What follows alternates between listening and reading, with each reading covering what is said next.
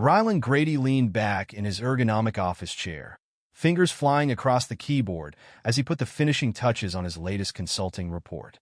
The San Francisco skyline stretched out beyond his window, a testament to the tech empire he'd helped build over the last decade. At 35, he was at the top of his game, a self-made millionaire whose sharp mind and relentless work ethic had catapulted him from humble beginnings to the upper echelons of Silicon Valley. As he hit send on the email to his latest Fortune 500 client, Ryland allowed himself a small smile of satisfaction. Another seven-figure payday in the bank. Not that anyone would guess it to look at him. His simple button-down and jeans were a far cry from the flashy designer suits favored by many of his colleagues. The battered Ford pickup in the parking garage stood out like a sore thumb among the sea of Teslas and BMWs. Ryland preferred it that way. He'd learned the value of humility and discretion from his mother back in Boise. The memory of her exhausted face as she came home from another double shift was seared into his mind. They'd never had much, but she'd given him everything he needed to succeed. "You don't need to show off to prove your worth, she'd always said. Let your actions speak for themselves. It was a lesson he'd taken to heart, even as his bank account had grown to eye-watering proportions. What was the point of flaunting wealth when it couldn't buy the things that really mattered?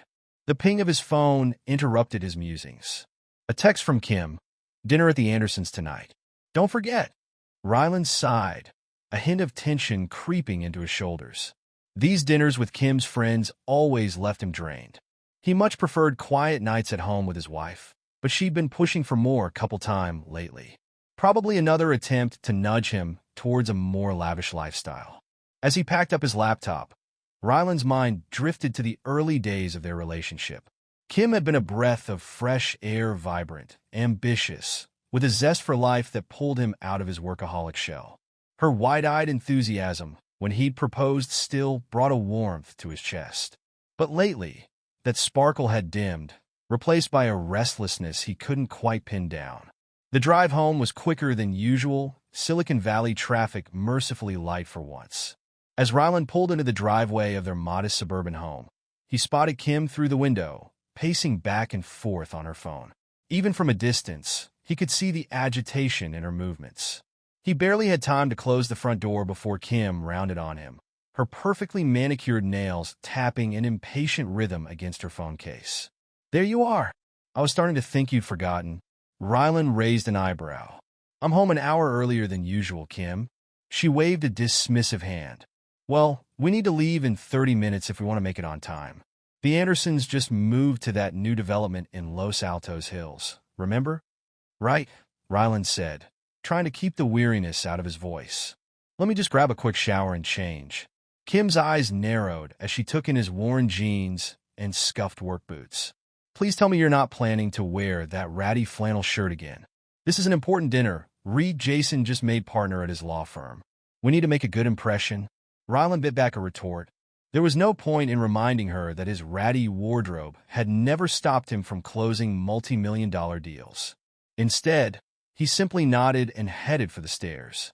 "Oh, and honey," Kim called after him, "maybe we could take my car tonight?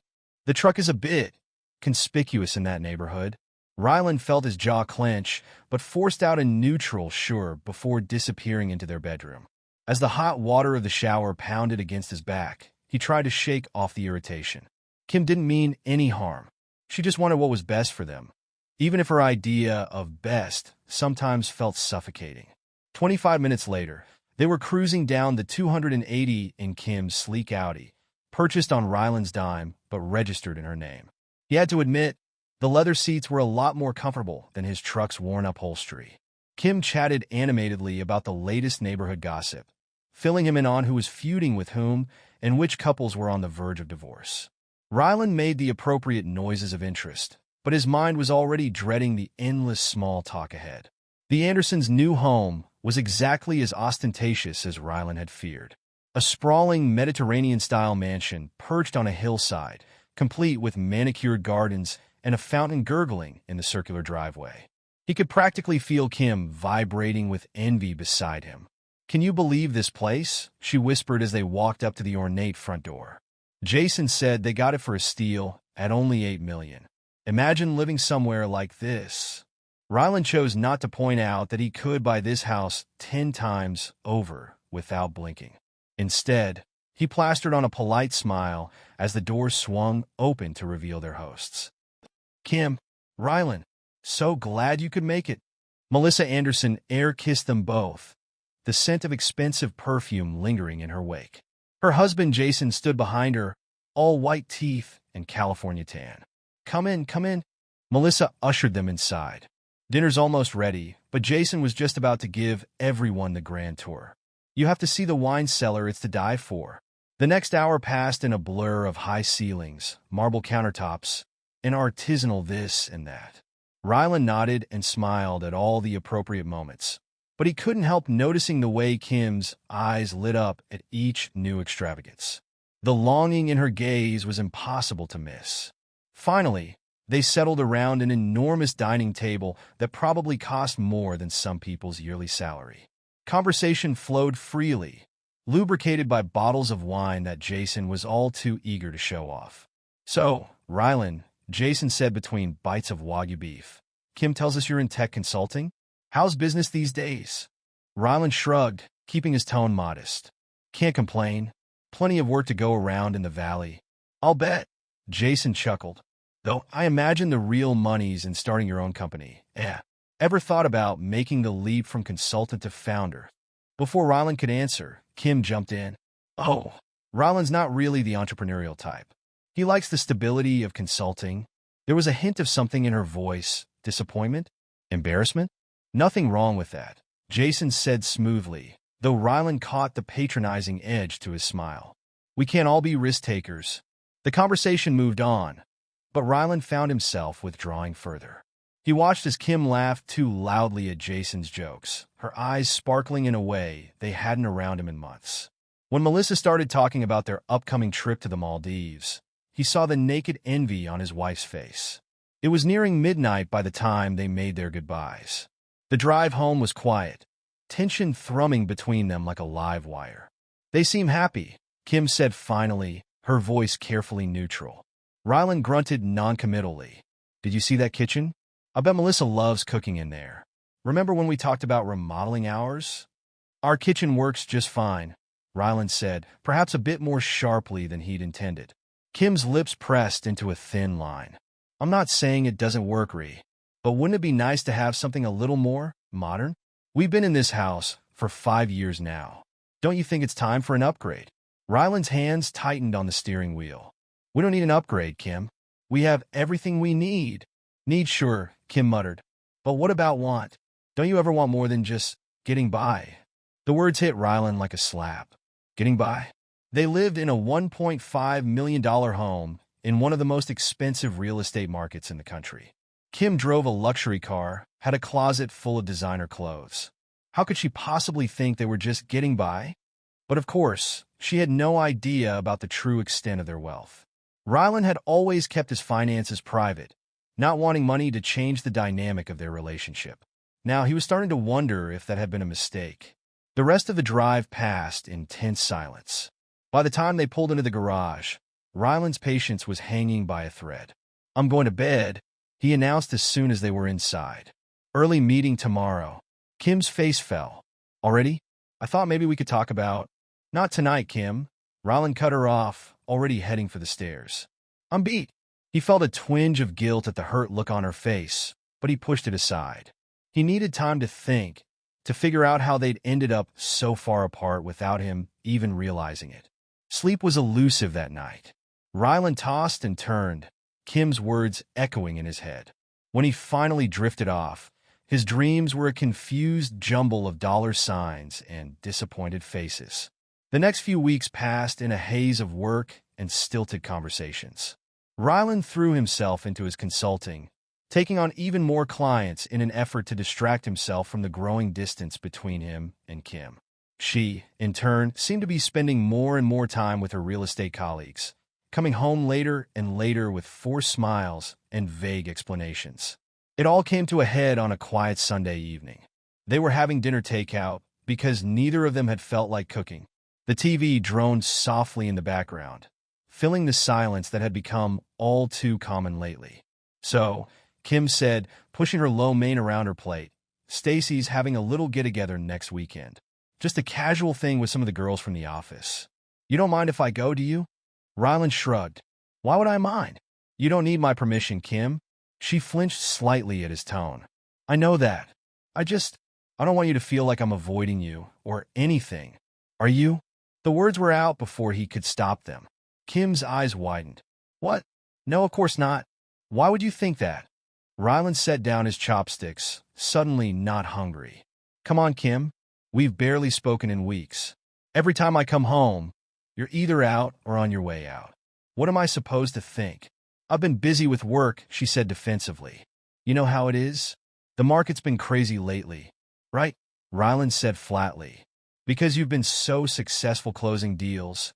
As soon as the words left his mouth, he knew he'd gone too far. Kim recoiled as if he'd slapped her, hurt and anger warring in her eyes. What's that supposed to mean? She demanded. Rylan ran a hand through his hair, frustrated. Nothing. Forget I said anything. No, I want to know what you meant by that, Kim pressed. Do you think I'm not working hard enough? That I'm just playing at having a career?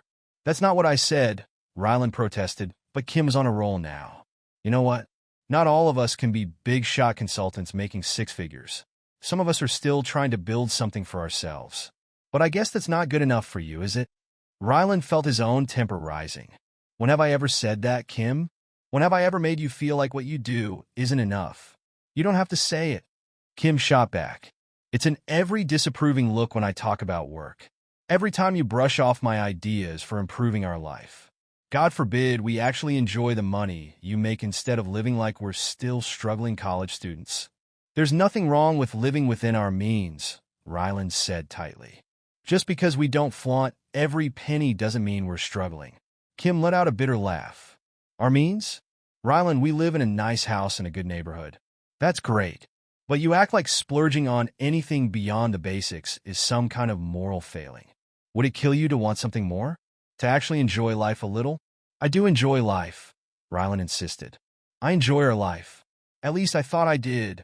Apparently, that's not enough for you anymore. The words hung between them, heavy with implication.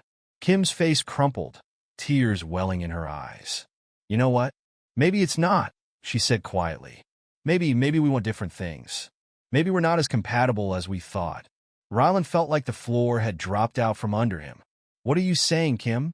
She stood up, wrapping her arms around herself. I'm saying, I don't know. I need some time to think, to figure out what I really want. Kim, Rylan started, but she was already heading for the door. I'm going to stay with Stacy for a few days, she said, not meeting his eyes. I think we both need some space to figure things out. Before Rylan could formulate a response, she was gone, the sound of the front door closing echoing through the suddenly empty house. He sat there for a long time, staring at the half-eaten takeout containers and wondering how they'd gotten to this point. Part of him wanted to run after Kim, to tell her everything about his real income, about the millions sitting in offshore accounts. But another part, the part that remembered his mother's lessons about the true value of things, held him back. If money was all it took to make Kim happy, to make her stay, was that really a marriage worth saving? The next few days passed in a blur. Rylan went through the motions at work, his usual sharp focus dulled by the constant replay of their argument in his head. He found himself reaching for his phone a dozen times a day, composing messages to Kim only to delete them unsent. On the fourth day, he came home to find Kim waiting for him, a small suitcase by her feet. His heart leapt for a moment, thinking she'd come to her senses. But the grim set of her mouth told a different story. We need to talk, she said, and Rylan's world came crashing down. What followed was quite possibly the most surreal conversation of Rylan's life. Kim, her voice alternating between anger and tears, laid out all her frustrations. How she felt stifled by their modest lifestyle. How she'd watched her friends advance in their careers and upgrade their lives while she felt stuck in place. How she'd come to resent what she saw as Rylan's lack of ambition. I can't do this anymore, Ree, she said finally. I thought I could be happy with a simple life, but I'm not. I want more. I deserve more. Rylan listened in stunned silence, a maelstrom of emotions churning inside him. Hurt, anger, disbelief, and underneath it all, a cold, hard nugget of resolve. "So that's it," he said when she'd finished. "You're walking away from 5 years of marriage because I don't make enough money for you?" Kim flinched. "It's not just about the money. It's about feeling like we're moving forward, like we're building something together. But you're content to just exist. I need more than that." Rylan nodded slowly, a plan forming in his mind. "I see. And I suppose you think you'll find that more out there somewhere." "I have to try," Kim said, not meeting his eyes. "I'm still young. I have time to start over. To find someone who shares my goals." "Someone richer, you mean?" Rylan said flatly. Kim's silence was all the answer he needed. "All right," he said, surprising himself with how calm he sounded. "If that's what you want, I won't stand in your way. We'll get a quick, clean divorce. No fuss, no muss." Kim looked up, startled. You're not going to fight this?" Rylan shook his head, his voice steady. "What's the point? You've made it clear what you want, and it's not me. Not unless I suddenly turn into some flashy millionaire overnight." He watched the flicker of regret in Kim's eyes, quickly replaced by determination. She nodded, squaring her shoulders. "I'll have my lawyer draw up the papers. We can do this amicably, right?" "Of course," Rylan said, his tone neutral. "I'll have Carla handle things on my end. She'll make sure everything's fair." Kim's eyebrows rose slightly at the mention of Rylan's high-powered lawyer friend, but she didn't comment. Instead, she picked up her suitcase, hesitating for a moment. "I am sorry, Ree," she said softly. "I do love you. I just—" "Not enough," Rylan finished for her. "I get it. Go on, Kim. Your new life is waiting." As the door closed behind her, Rylan let out a long, slow breath. He walked to the window, watching as Kim's car pulled out of the driveway for the last time. A mix of emotions swirled within him. Anger, hurt, a touch of relief, and underneath it all, a steely determination. He pulled out his phone, dialing a familiar number. "Carla? It's Rylan. I need your help with something. How fast can you process a divorce?" The next few weeks passed in a whirlwind of paperwork and terse meetings. True to his word, Rylan kept things civil, agreeing to a modest settlement that wouldn't reveal the true extent of his wealth. Kim, eager to start her new life, didn't push for more. It was during one of these meetings that Rylan overheard a snippet of conversation between Kim and her friend Stacy. They were huddled in a corner of the lawyer's office, speaking in hushed tones. "I'm telling you, Kim, this guy is perfect," Stacy was saying. "Nate Cole. He's got money, style, everything you've been looking for. And he's been asking about you." Rylan turned away, his jaw clenching. So Kim had already lined up her next target. He shouldn't have been surprised, but the speed of it still stung. The day the divorce was finalized, Rylan found himself alone in the house he'd once shared with Kim. He wandered from room to room, memories pressing in from all sides. In the kitchen, he paused, remembering Kim's complaints about wanting to remodel. With a sudden burst of energy, he grabbed a notepad and started sketching out plans for a complete overhaul. Why not? It was his house now. He could do whatever he wanted with it. As he worked, Rylan felt a weight lifting from his shoulders. For years, he'd been holding back, trying to maintain a facade of modest success to keep Kim grounded. Now he was free to live as he chose, to enjoy the fruits of his labor without guilt or explanation. His phone buzzed with a text from Carla. "It's done. You're officially a free man." Rylan smiled, a plan forming in his mind. He'd give Kim exactly what she wanted, a glimpse of the wealthy lifestyle she'd been craving. But by the time she realized what she'd thrown away, it would be far too late. He opened his laptop, firing off emails to his financial advisors. It was time to start making some very visible investments. Let the rumors start flying about the suddenly successful Rylan Grady. He'd make sure they reached Kim's ears, but always secondhand, always just out of reach.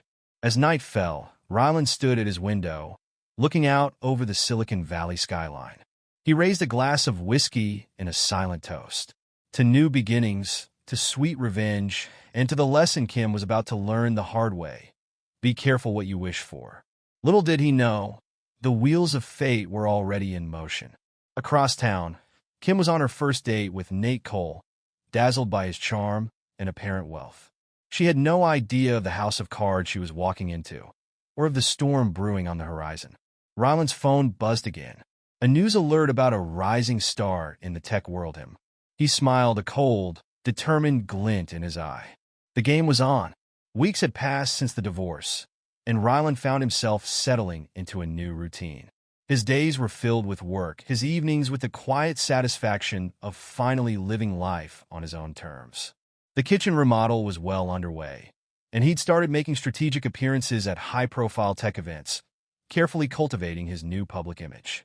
One crisp morning, Ryland was enjoying his coffee on the patio when his phone buzzed. He glanced at the screen, eyebrow raising at the unfamiliar number. Curiosity got the better of him. Ryland Grady speaking. He answered, voice neutral. Ryland? The voice on the other end was shaky, uncertain. It took him a moment to place it. Kim.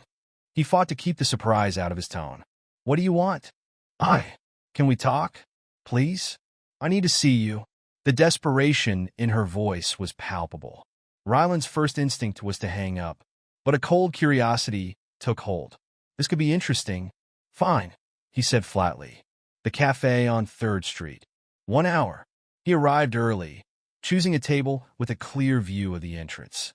Right on time, Kim walked in, and Ryland had to stifle a gasp.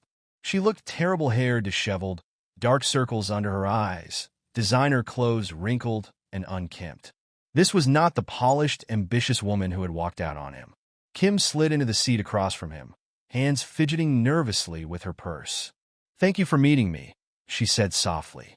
Ryland leaned back, face impassive. What do you want, Kim? She took a deep breath. I made a huge mistake, Ree. Everything's falling apart. Nate, he's not who I thought he was. We're drowning in debt. And I miss the stability we had. I miss you. Ryland's eyebrows shot up. Stability? That's rich, coming from you. Wasn't our life too boring, too modest for your tastes? Kim flinched. I know. I was stupid. I thought I wanted all that flash and excitement. But now, she trailed off, looking lost. Now what? Ryland pressed, a hint of steel in his voice. You thought you'd come crawling back, and I'd welcome you with open arms? No. I hoped. Godry, I don't know what I hoped. Tears welled in her eyes. I just know I made the biggest mistake of my life walking away from you. Ryland studied her for a long moment.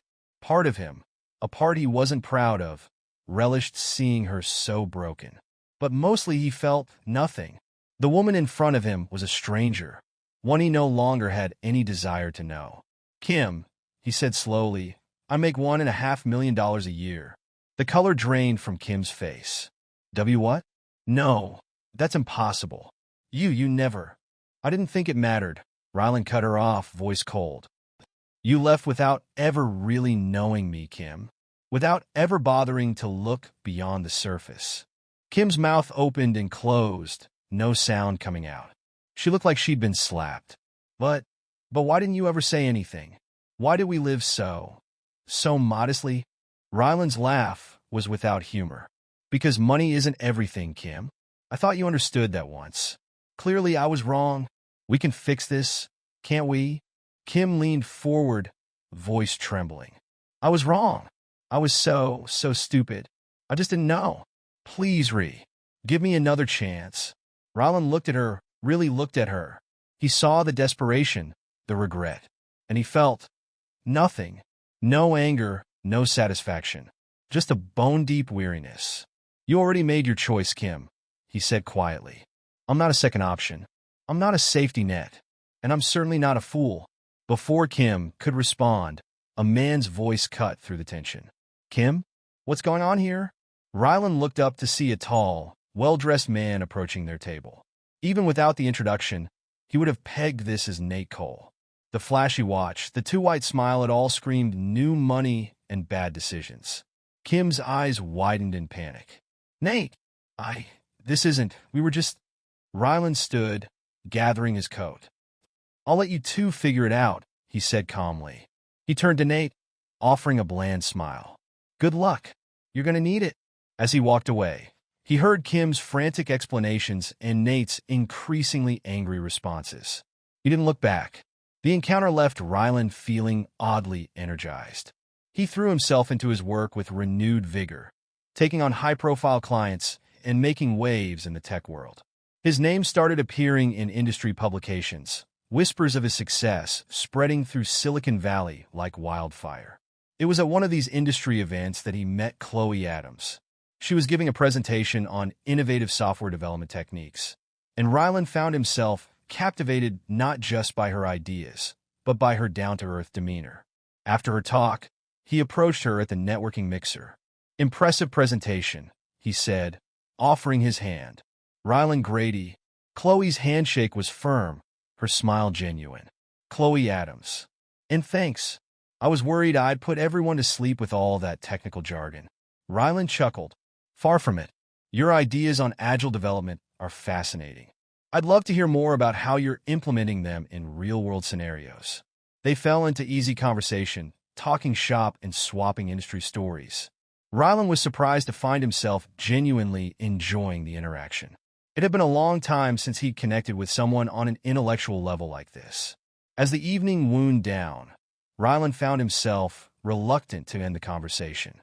"Listen," he said, "I know this is a bit forward, but would you like to grab coffee sometime? Continue this discussion in a less corporate setting." Chloe tilted her head, considering. "You know what? I'd like that. But full disclosure, I'm not interested in climbing any corporate ladders or latching onto the next big thing. If that's what you're after, I'll save us both some time." Ryland felt a genuine smile spread across his face. "Chloe, that might be the most refreshing thing I've heard all year." Their coffee date turned into dinner, which turned into long walks discussing everything from coding philosophies to favorite books. Ryland found himself opening up in a way he never had with Kim, sharing his background, his mother's influence, his real feelings about wealth and success. Chloe, in turn, shared her own story, her passion for coding, her desire to make a difference in the world through technology. She was brilliant, kind, and refreshingly unimpressed by displays of wealth. Weeks turned into months, and Ryland realized he was happier than he'd been in years. He and Chloe complemented each other perfectly, challenging and supporting one another in equal measure. One lazy Sunday morning, as they lounged on Ryland's patio enjoying breakfast, Chloe brought up a topic they'd danced around for weeks. "So," she said, setting down her coffee mug, "are we going to talk about the elephant in the room?" Ryland raised an eyebrow. "Which elephant would that be?" Chloe rolled her eyes fondly. "The one where you're clearly some kind of secret millionaire, but you live like a normal human being. Don't get me wrong, I love that about you. But I'm curious about the story there." Ryland was quiet for a moment, gathering his thoughts. Then, slowly, he began to tell her everything about his childhood, about Kim, about his decision to keep his wealth private. When he finished, Chloe reached across the table, taking his hand. "Thank you for trusting me with that," she said softly. "It can't have been easy." Ryland squeezed her hand. "Oddly enough, it was. That's how I know this us it's different. It's real." Chloe smiled, a mischievous glint in her eye. "Well, in that case, I have a confession to make too." Ryland's heart skipped a beat. "Oh, I've been secretly hoping you'd offer to fund my startup idea," she said, face serious. Then she burst out laughing at Ryland's shocked expression. "I'm kidding. God, your face." Ryland joined in her laughter, feeling lighter than he had in years. This, he realized, was what he'd been missing all along. Not just a partner, but a true equal. Someone who saw him for who he was, not what he had. As their laughter subsided, Chloe's expression turned thoughtful. "You know, all joking aside, I do have some ideas for socially responsible tech initiatives. Not looking for handouts, mind you, but if you ever want to collaborate." Ryland grinned. "I'd love to hear about them." "Partners?" He held out his hand. Chloe took it, her smile radiant. "Partners?" Meanwhile, across town, Kim's life was unraveling at an alarming rate. The cracks in Nate's facade were turning into gaping chasms, and she found herself trapped in a nightmare of her own making. It started with little things, bills arriving marked "final notice," hushed phone conversations that ended abruptly when she entered the room. But soon, the truth became impossible to ignore. "What do you mean, the business is failing?" Kim's voice echoed through their penthouse apartment. "You said we were doing great." Nate paced the room, running his hands through his hair. I thought we could turn it around. The investors were supposed to come through. But now? Now what? Kim demanded. Nate's shoulders slumped. Now we're broke. Worse than broke. We're in debt up to our eyeballs. Kim felt the room spin. This couldn't be happening. Not again. But the cars, the apartment, our lifestyle, all smoke and mirrors, Nate said bitterly. Leased cars, borrowed money. I thought if we looked successful, we'd become successful. Fake it till you make it, right? Kim sank onto the couch, head in her hands. Oh God. Oh God. What have I done? As the days passed, their situation went from bad to worse. The penthouse was repossessed, the cars taken away. They moved into a tiny apartment in a part of town Kim had once turned her nose up at. She tried reaching out to her old friends, but word of their downfall had spread quickly. Doors that had once been open to her were now firmly shut. Even Stacy, who had introduced her to Nate, wouldn't return her calls. In desperation, Kim tried to restart her real estate career. But her reputation was in tatters, and no one was willing to take a chance on her. One night, after another fruitless day of job hunting, Kim found herself staring at her phone. Ryland's number glowed on the screen, a beacon of hope in her darkening world. Her finger hovered over the call button. Don't even think about it. Nate's voice startled her. He stood in the doorway, eyes hard. You made your choice, Kim. You're with me now, for better or worse. Kim looked at him, really looked at him. Gone was the charming, confident man she'd thought she married. In his place stood a bitter, angry stranger. Is this really what you want? She asked softly. Nate's laugh was harsh. Want? Since when does what we want matter? This is what we've got, Kim. Better get used to it. As he stalked out of the room, Kim turned back to her phone. With trembling fingers, she pressed call. It went straight to voicemail. You've reached Ryland Grady. I'm unavailable to take your call. If this is a business matter, please contact my assistant. If this is a personal call, well, you probably shouldn't have this number. Kim's breath caught in her throat. Even his voicemail sounded different. Confident, successful. Everything she'd once thought she wanted. Ryland, she whispered into the phone. I'm sorry. I was wrong. About everything. Please call me back. I need help. She ended the call, tears streaming down her face. But deep down, she knew there would be no rescue, no second chance. She'd made her choice, and now she had to live with it. Across town, Ryland's phone buzzed with a missed call notification. He glanced at it, saw Kim's name, and without a moment's hesitation, pressed block number.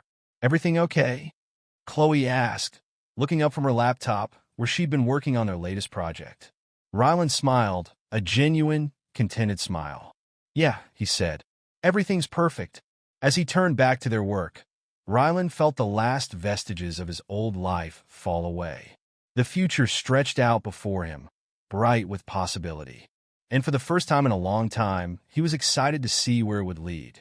Ryland sat in his home office, fingers flying across the keyboard as he put the finishing touches on his latest project. The warm glow of success surrounded him, a stark contrast to the turmoil brewing elsewhere in Silicon Valley. A knock on the door interrupted his focus. Chloe poked her head in, a concerned look on her face. Have you seen the news? She asked, her voice tinged with disbelief. Ryland leaned back in his chair, stretching. No, I've been buried in code all morning. What's up? Chloe walked in, tablet in hand. It's about Nate Cole. You know, Kim's new husband? His company just filed for bankruptcy. It's all over the tech blogs. A cold smile played at the corners of Ryland's mouth. Is that so? How unfortunate for him. Chloe studied him closely. Ryland, you wouldn't have had anything to do with this, would you? Ryland met her gaze steadily. Let's just say I made some strategic moves in the business world. If those moves happen to impact Mr. Cole's company, well, that's just the nature of the game, isn't it? Ryland, Chloe said, her tone a mix of admiration and concern. What exactly did you do? Ryland stood, walking to the window that overlooked the San Francisco skyline. I may have used some of my connections to ensure that Cole's company was blacklisted from key financial networks. Made it nearly impossible for him to secure the funding he needed to keep his house of cards standing. Chloe's eyes widened. That's ruthless. Ryland turned to face her, his expression hard. It's business, Chloe. Cole was running a scam, preying on people's desire for a flashy lifestyle. He just picked the wrong mark this time, and it has nothing to do with the fact that he married your ex-wife. Chloe pressed. Ryland's laugh was without humor. Oh, it has everything to do with that. I'm not going to pretend otherwise. Kim made her choice. Now they both get to live with the consequences.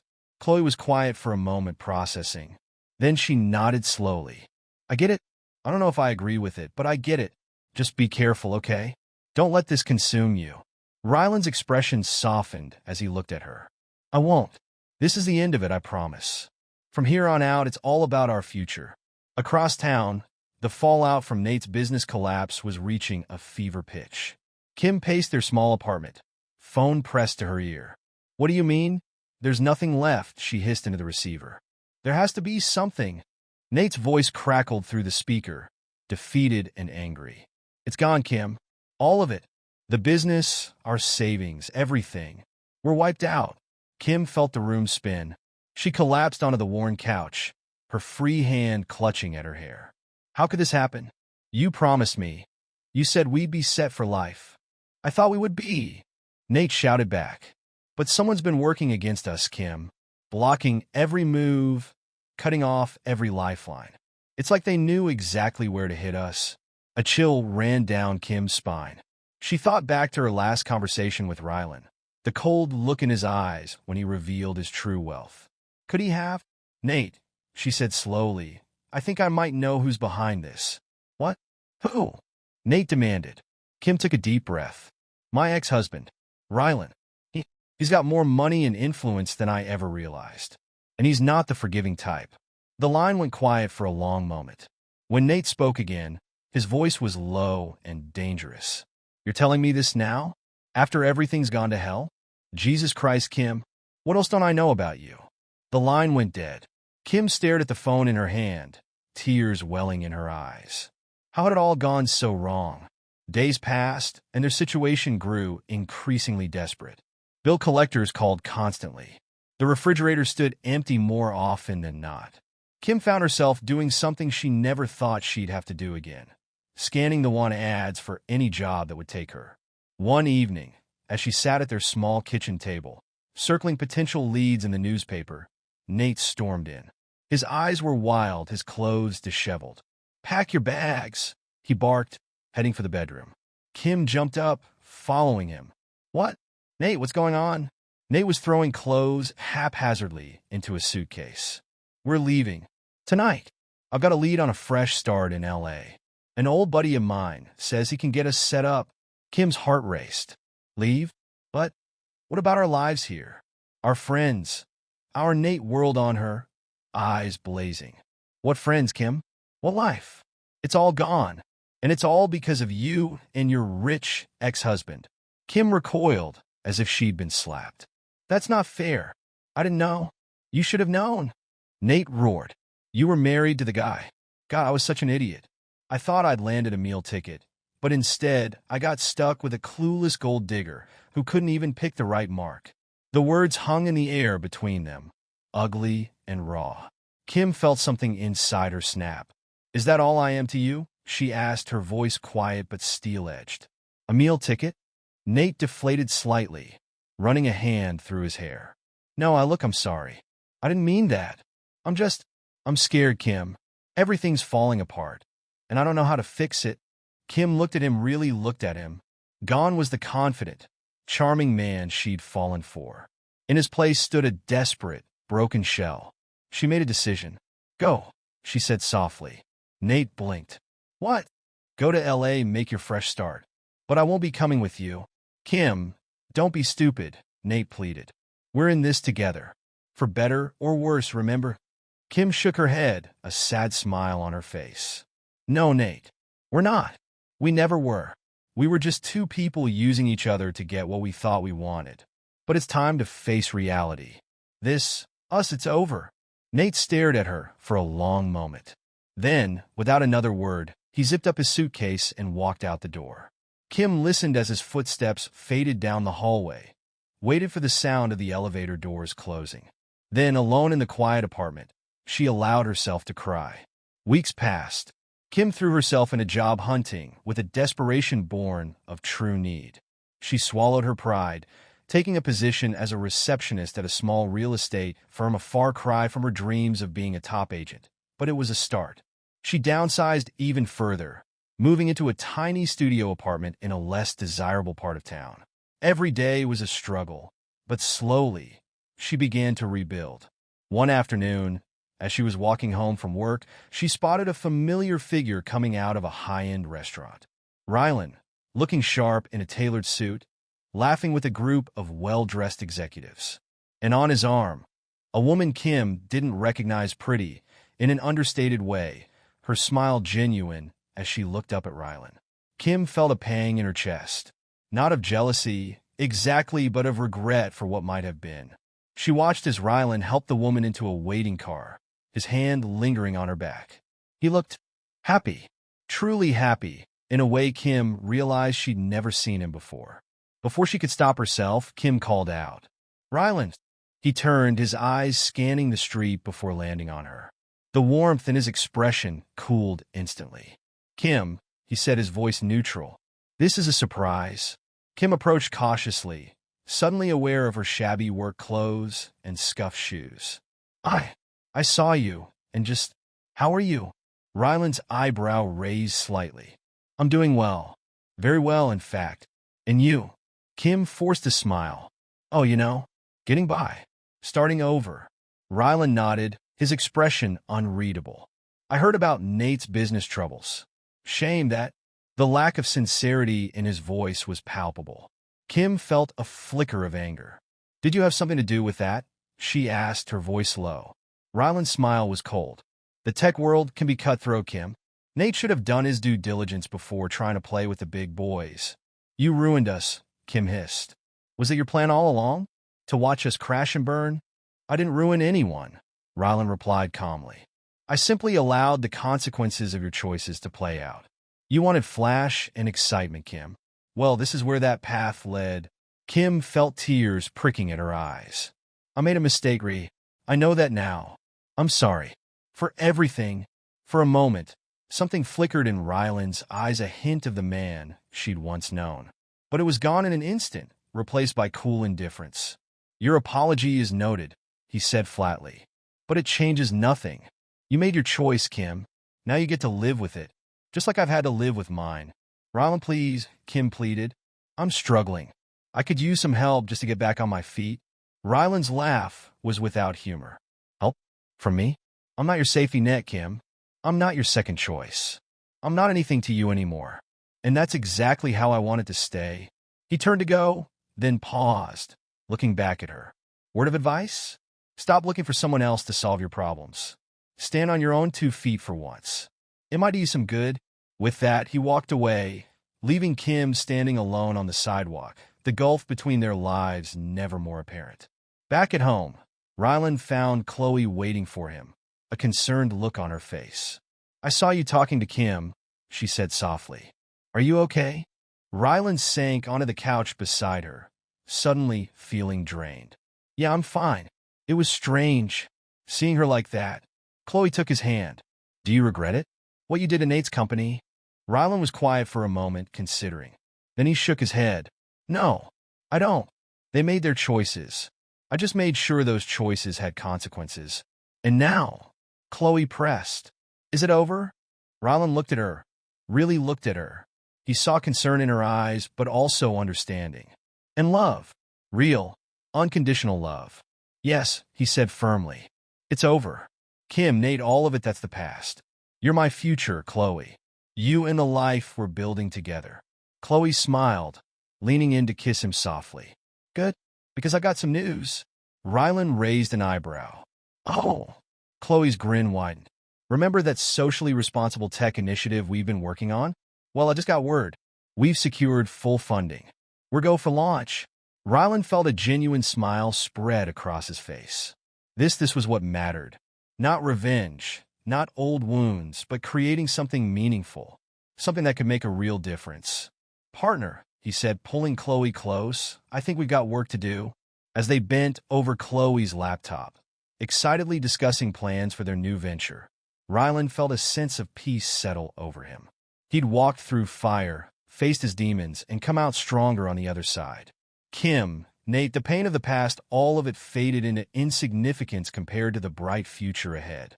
He'd learned his lesson, paid his dues, and now it was time to truly live. Epilogue.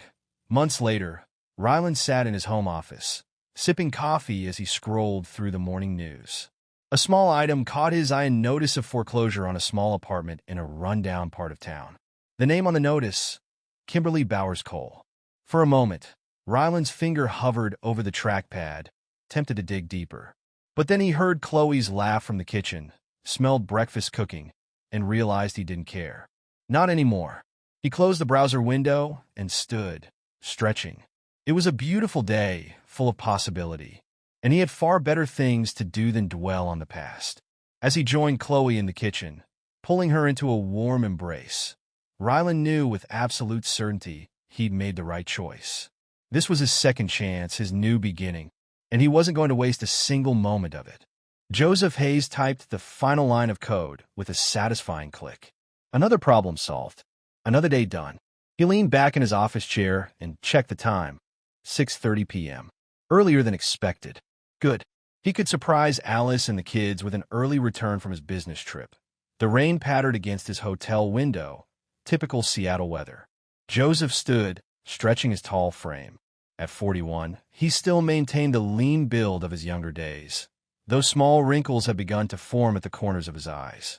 Evidence of years spent staring at computer screens, building the comfortable life his family now enjoyed. He packed his laptop with the same precision he applied to everything in his life. Each item in its proper place, each decision calculated. The hotel room looked almost untouched as he left it, bed made, towels hung neatly. The drive home took 30 minutes. Joseph used the time to plan the weekend with his family. Maybe they could visit that new science museum Alina had mentioned. His 14-year-old daughter shared his analytical mind and insatiable curiosity. Or perhaps Caspian would prefer the aquarium. At 10, his son still marveled at everything, eyes wide with wonder at the world. The thought of their faces lighting up warmed Joseph from within. The rain had stopped by the time he pulled into their driveway. The two-story suburban home stood elegant against the darkening sky, windows glowing with warm light. Joseph grabbed his overnight bag and briefcase, taking the stone path to the front door. He unlocked it quietly, wanting to surprise them. The house smelled like the lavender candles Alice always lit in the evenings. Soft music drifted from upstairs, not the classical pieces she usually played, but something modern with a heavy beat. Joseph set his bags down in the entryway and moved toward the staircase. "Alice," he called. No response. The music continued upstairs. Joseph climbed the steps, his hand gliding along the polished wooden banister. The master bedroom door stood half open. A sliver of golden light spilled into the hallway. He pushed the door open further, mouth open to announce his early return, when he heard Alice's voice, but not addressed to him. "He's so predictable." Joseph froze, one foot across the threshold.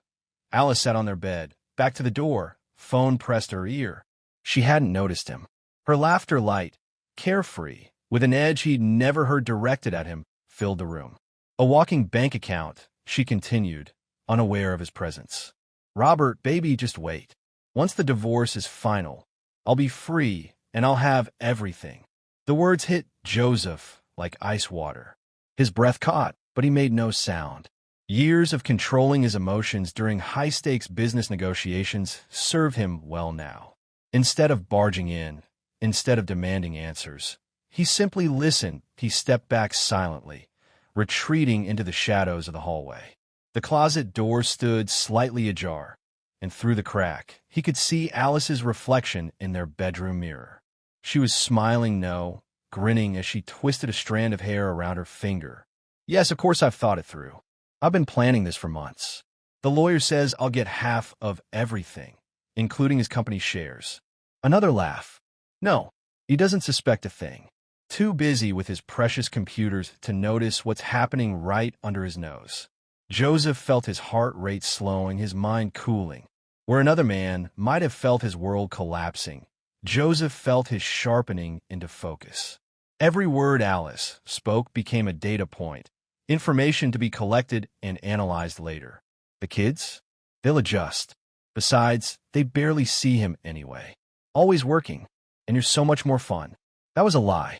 Joseph had always prioritized time with his children, scheduling his work around their events, helping with homework, teaching them to code. Alice was the one who frequently missed Alina's science competitions and Caspian's soccer games, claiming headaches or conflicts. Next week. I'll give him the papers next week. Then it's just a matter of time. Joseph backed away, silent as a ghost. He descended the stairs, retrieved his bags, and slipped out the front door, careful not to let it click shut loudly. Back in his car, he sat motionless, breathing steadily, organizing his thoughts. The betrayal wasn't just about the affair. It was the calculation, the coldness, the months of deception. It was about her plans to take not just his money, but his children. Joseph started the car. He would drive around for an hour, then return home as if he'd just arrived. He would kiss Alice on the cheek, hug his children, and go about his evening as planned. He would give no indication that he knew anything was amiss, because Joseph Hayes didn't react with emotion. He responded with strategy. An hour later, he pulled into the driveway again and entered his house with a deliberate heaviness to his steps. "I'm home," he called out. Alice appeared at the top of the stairs, wearing a different outfit than earlier. Her smile looked the same as it had for 15 years of marriage, but now Joseph saw the emptiness behind it. "You're back early," she said, descending the stairs to greet him. Finished sooner than expected. He accepted her kiss, feeling nothing but the cold calculation behind it. "Dad!" Caspian bounded down the hallway, launching himself into Joseph's arms. Joseph lifted him, savoring the genuine affection that still existed in his home. "Hey, buddy. Miss me? So much. Mom said we could have pizza tonight. Can we?" "Of course." Joseph set his son down as Alina appeared, more reserved but equally pleased to see him. "Hey, Dad. How was the trip?" "Productive." He hugged her, noting how tall she'd grown. She would soon be taller than Alice. "How's the science project coming along?" "Almost done. Could you look at it later?" "Absolutely." Throughout dinner, Joseph maintained the performance. He laughed at appropriate moments, asked about their days, and pretended not to notice how Alice checked her phone every few minutes. He studied her, this stranger who wore his wife's face, and wondered how he'd missed the signs. Later, after the kids were in bed, Joseph retreated to his home office. He opened his laptop, but didn't work. Instead, he began planning. If Alice wanted war, she would get one. But it wouldn't be the battle she expected. Joseph placed his hands on the keyboard and began typing not code this time, but notes. Names, dates, accounts, assets. Everything that would soon become ammunition in the coming conflict. His fingers moved with precision, each keystroke a small but deliberate step toward what would become his most complex project yet. The screen's blue light illuminated his face in the dark room, revealing an expression devoid of pain or anger. Only determination remained. For 7 days, Joseph maintained the illusion. He went to work, came home, helped the kids with their homework, and slept beside Alice as if nothing had changed. All the while, he spoke with his company's legal team under the guise of updating his will, gathering information about what might happen to his assets in a divorce. He documented household expenses, tracked recent purchases, and quietly moved select personal assets to more secure positions. On the 8th day, it happened. Joseph sat at the kitchen table, enjoying his Sunday morning coffee and reading the news on his tablet. Alina and Caspian were upstairs, she helping him with a school project. The house was quiet save for the ticking of the grandfather clock in the living room. Alice entered wearing a silk blouse and tailored pants, her makeup immaculate despite the early hour. She carried a manila envelope. "We need to talk," she said, her voice controlled but with an undercurrent of tension. Joseph looked up, his face neutral. "About?" She pulled out a chair across from him and sat down, placing the envelope on the table between them.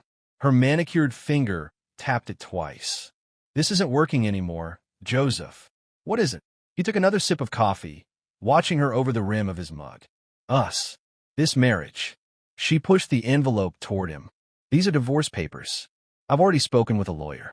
Joseph set his mug down deliberately. He reached for the envelope, opening it and scanning the first page with practiced indifference. Inside, his mind raced, analyzing her tactics. She had chosen Sunday morning, when the children were home but occupied, ensuring he wouldn't make a scene. She had dressed carefully, armoring herself in her best clothes. She expected resistance, tears, perhaps rage. "How long?" he asked calmly. The question seemed to throw her. "What? How long have you been planning this?" Alice shifted in her seat. "Does it matter? It's over. We both know it has been for a while." Joseph nodded slowly. He reached into his pocket and pulled out a pen, the expensive one she'd given him for their 10th anniversary. With steady hands, he signed each flag page, initialed where required, and dated the document. There. He slid the papers back across the table. "Anything else?" Alice stared at him, confusion creasing her carefully made-up face. "That's it? No fight, no begging." Joseph leaned back in his chair. "You want your freedom. You have it." A flash of uncertainty crossed her features before her smirk returned. "I'll have my lawyer contact yours about arrangements for the children and the division of assets." "Of course." Joseph stood, gathering his tablet and empty coffee mug. "I assume you'll be moving out." Yes." She faltered for a moment. "Tomorrow. Would you like me to tell the children? Or will you?" "We should tell them together." Alice rose as well, clutching the envelope to her chest. "Tonight." Joseph nodded again and turned toward the sink to rinse his mug. He heard her huff of breath behind him, clearly unsettled by his composure. Her heels tapped against the hardwood as she left the kitchen. Alone, Joseph gripped the edge of the sink, allowing himself one moment of raw emotion before locking it away again. The water ran over his hands, cold and clarifying. This was just the opening move. The real game was only beginning. That evening, they gathered the children in the living room. Alina sat on the armchair, legs tucked beneath her, while Caspian sprawled on the carpet. Both sensed the tension, their young faces watchful and wary. Alice spoke first. "Your father and I have something to tell you." Caspian looked up from the carpet fibers he'd been picking at. "Are we getting a dog?" "No, buddy," Joseph said gently. "Your mother and I have decided to separate. She'll be moving to her own place tomorrow." Silence fell heavy and thick. Alina's face hardened, her eyes darting between her parents. Caspian's brow furrowed in confusion. "Like a divorce?" he asked. "Yes," Alice confirmed. "Sometimes adults realize they're better apart than together." "But why?" Caspian's voice trembled. "Did Dad do something wrong?" Alice opened her mouth, but Joseph cut in. "No one did anything wrong. People change. Your mother wants a different life now, and that's okay." He saw the flash of irritation in Alice's eyes. She hadn't expected him to frame it so neutrally. "Will we have to move?" Alina asked, her voice flat. "No," Joseph assured her. "You'll stay here with me. Your mother will visit, and sometimes you'll stay with her. But I don't want Mom to leave." Caspian's face crumpled. He jumped up and ran to Alice, wrapping his arms around her waist. "Please don't go." Alice stroked his hair, murmuring reassurances. Over his head, she gave Joseph a triumphant look, as if Caspian's distress somehow proved her point. Alina hadn't moved. She watched the scene with an unsettling stillness, her adolescent face showing a maturity beyond her years. "I think I'm going to my room," she said finally. "Alina, wait." Alice began. "Let her go," Joseph interjected. "She needs time." After Caspian had been calmed and sent to his room with promises that nothing would really change, Joseph and Alice stood alone in the living room. "That went about as well as could be expected," she said, adjusting her blouse. "They'll adjust," Joseph replied, echoing her earlier phone conversation words back to her, though she didn't know it. "Children are resilient. I'll be by tomorrow around noon to get my things. I've already arranged for movers." Joseph nodded. "I'll be at work. Take what's yours. The lawyer will handle the rest." Alice headed for the stairs, then paused. "For what it's worth, I did love you once." Joseph met her gaze steadily. "I know." She seemed to expect more, but when nothing came, she continued upstairs. Joseph remained in the living room, listening to the house settling around him. From upstairs came the muffled sound of Caspian crying. Down the hall, Alina's door remained firmly shut. Joseph closed his eyes briefly. Then he went to comfort his son. The next day, Joseph went to work as usual. He closed his office door, declined calls, and immersed himself in code. Numbers and logic had always been his refuge, their patterns soothing in their predictability. Unlike people, unlike Alice, when he returned home that evening, her closet was empty, her vanity bare. Perfume bottles, jewelry boxes, expensive shoes all gone. What remained were the photographs on the walls, the children's artwork, the bones of the home he'd built. Alina was at her desk when he checked on her, books spread open, pencil moving across paper. "You okay?" he asked from the doorway. She didn't look up. "Fine. Want to talk about it?" "Not really." Her pencil paused. "Is she living with him?" Joseph stiffened. "With who?" Now Alina did look up, her eyes the same shape as his, but the same color as Alice's, meeting his directly. "Robert, the guy from a gym. The one she's always texting." A cold clarity washed over Joseph. "You knew." "I'm not stupid, Dad. She's not exactly subtle." Alina turned back to her homework. "You deserve better." Joseph crossed the room and placed a hand on her shoulder. She leaned into the touch slightly, the only indication that she wasn't as composed as she appeared. "We'll be okay," he promised. "I know." She gave him a small smile. "You always have a plan." Later, after checking on Caspian, who had exhausted himself with tears and now slept deeply, Joseph returned to his office. He opened a new document and began typing again, this time with a specific purpose. Robert Cole, gym owner, approximately 35. Affair with Alice for unknown duration. That IT wasn't much, but it was a starting point. And Joseph Hayes was very, very good at building things from the ground up. 2 weeks passed in a new routine. Joseph took the children to school before work and picked them up after. He cooked dinner, helped with homework, and tucked Caspian in at night. Alice called occasionally to speak with them, her voice bright and artificial through the speaker. And on weekends, she took them for outings, amusement parks, movies, shopping trips, returning them loaded with new toys and clothes. Trying to buy their affection, Joseph thought, but kept such observations to himself. Meanwhile, he began his investigation. IT started simply enough. He joined Robert's gym, paying for a year's membership up front. The facility was upscale, with glass walls and chrome equipment gleaming under bright lights. Robert himself was there often, moving among the members with practiced charm. Joseph kept his distance at first, establishing himself as just another client. He came in the mornings before work, when the place was quietest. He observed. He waited. On the third day, he struck up a conversation with a woman at the front desk. "Great place," he commented, signing in. "Been open long." "About 5 years," she replied. "Robert built it from nothing. Quite the success story." "Impressive. He must be a smart businessman." She smiled, leaning forward. "Between us, I think he had some help. His girlfriend invested a lot. She's got money, you know." Joseph raised an eyebrow. "Lucky man. They're quite the couple. Been together almost 3 years now." 3 years. The information sank into Joseph like a stone. Alina had been 11 then. Caspian just 7. 3 years of lies. "You know her?" he asked casually. "Alice?" "Sure. Comes in all the time. Gorgeous woman, always perfectly dressed." Joseph nodded, keeping his expression neutral.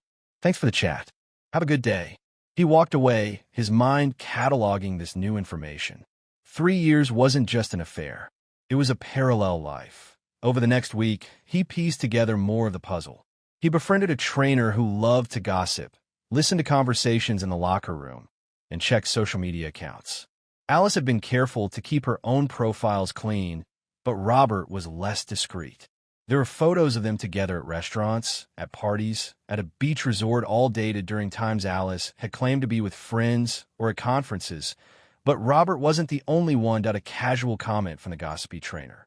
Before Robert, she was with that tech investor. What was his name? Sent Joseph down another path. Soon he uncovered evidence of at least 2 other affairs.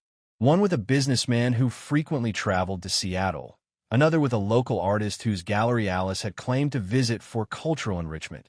Joseph documented everything meticulously. Names, dates, locations. He didn't confront Alice with any of it. Not yet. He was building a case, gathering ammunition for the war to come. 3 weeks after signing the divorce papers, a new thought struck him. It came in the middle of the night, jolting him from restless sleep. A suspicion that had been growing, unnamed, in the back of his mind. The next morning, he called in sick to work for the first time in years. After dropping the children at school, he drove to a medical clinic across town. "I'd like to order paternity tests," he told the receptionist. "For 2 children." She handed him forms without judgment. "You'll need DNA samples from all parties." Joseph nodded. "I have access to the children's toothbrushes."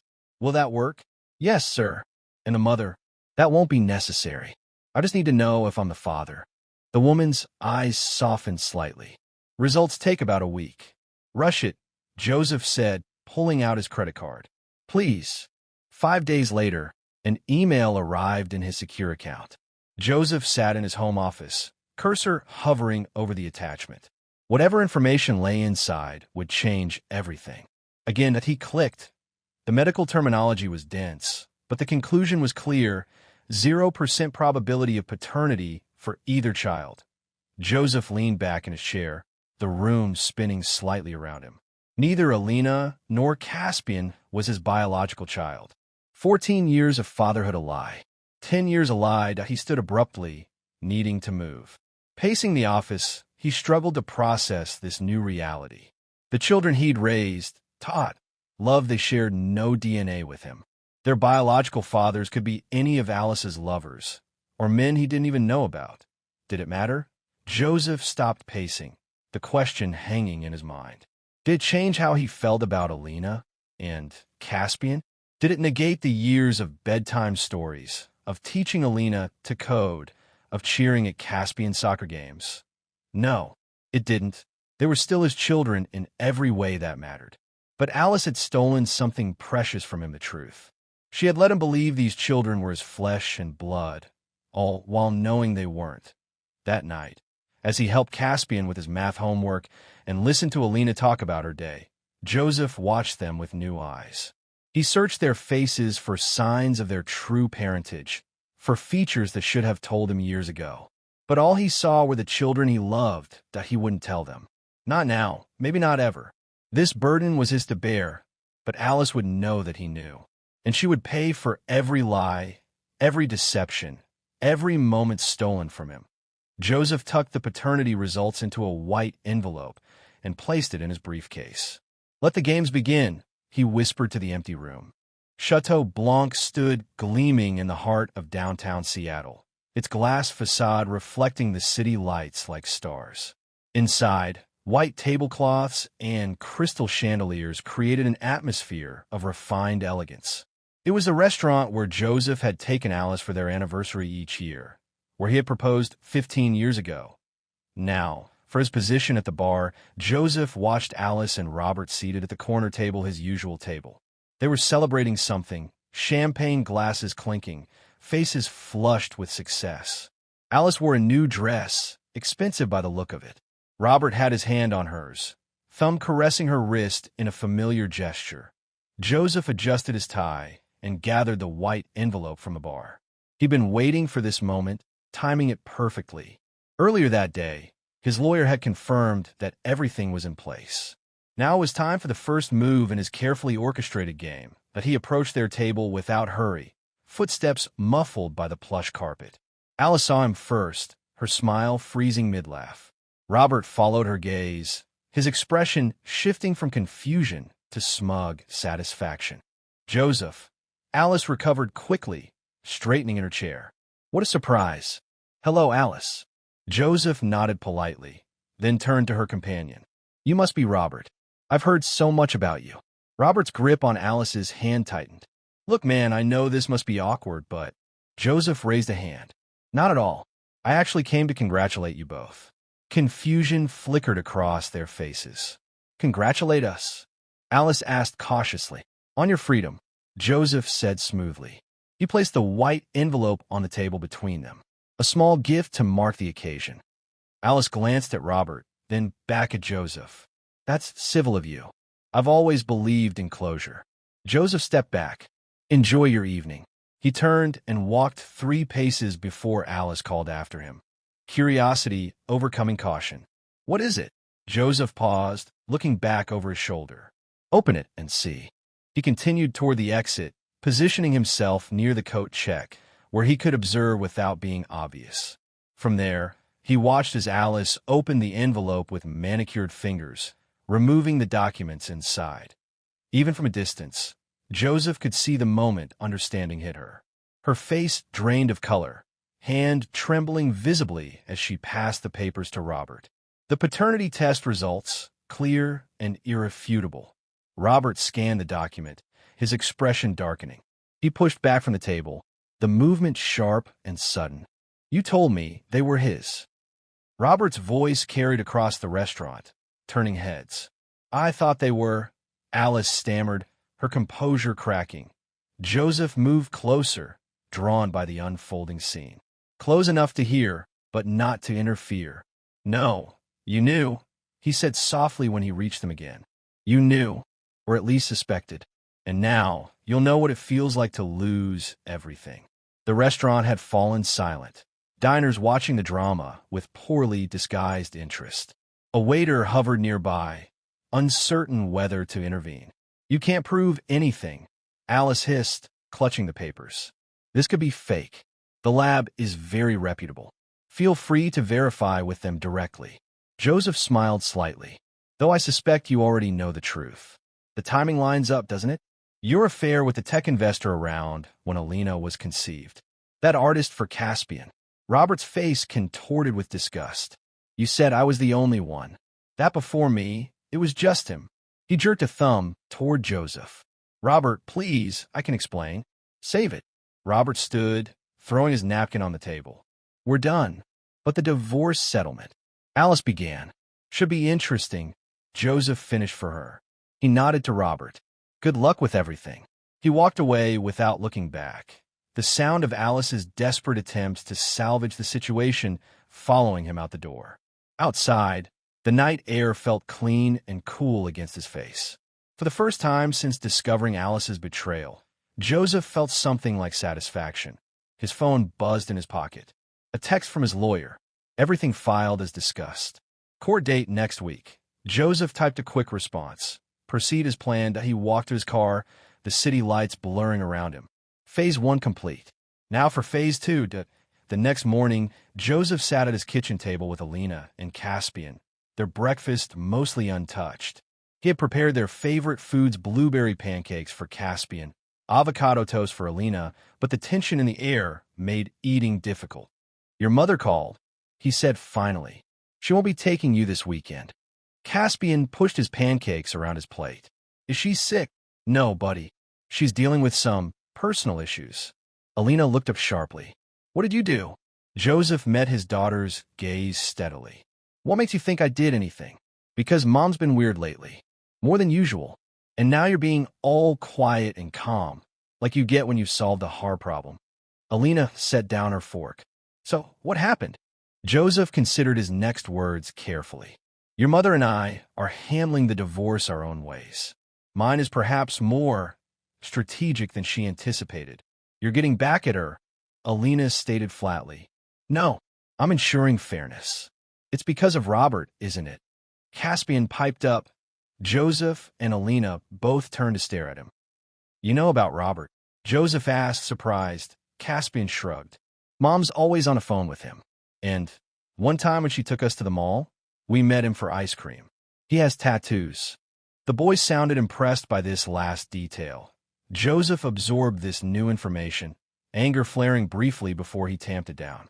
Yes, it involves Robert, and some other matters between your mother and me. But I don't want you two worrying about adult problems. We're not babies, Dad, Alina protested. I know, but this is between your mother and me. Joseph stood, gathering his empty coffee mug. Finish up. School bus comes in 20 minutes. Later that day, Joseph received a call from Alice. He let it go to voicemail, listening to the message afterward. You bastard. Her voice hissed through the speaker. You think you're so clever. Robert won't even talk to me now. Is that what you wanted? To ruin everything? Call me back, damn it. We need to talk about what you're doing. Joseph deleted the message without responding. His lawyer had advised minimal contact except through official channels, and he intended to follow that advice. That evening, another call came, this one from a number he didn't recognize. Against his better judgment, he answered. Hayes speaking. This is Robert Cole. The voice sounded strained. We need to talk. Joseph moved to his office for privacy. I'm listening. Look, I don't know what game you and Alice are playing, but I want out. Those kids, are they mine? Either of them. I don't know. The tests only confirm they're not mine. You need your own tests to determine if they're yours. A heavy sigh came through the phone. Jesus, what a mess. Indeed. Listen, I didn't know about the other men, or that the kids might not be yours. Alice told me you were distant, emotionally unavailable, that you were practically separated already. Joseph absorbed this without comment.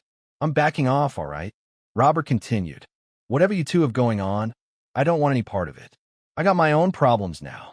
What kind of problems? Joseph asked, though he already knew. Financial audit. Some questions about gym investors. Nothing I can't handle, but I don't need more complications. Joseph smiled to himself. The anonymous tip to the Financial Regulatory Board had worked quickly. I hope it resolves in your favor. Yeah, well, just wanted you to know I'm not the enemy here. Noted. After the call ended, Joseph leaned back in his chair, considering this new development. Robert was distancing himself from Alice faster than anticipated, but convenient nonetheless. Without her lover's support, Alice would be more vulnerable, less confident in her position. The next phase could begin. The downtown law office bustled with morning activity as Joseph sat across from his attorney, Cameron Wilson.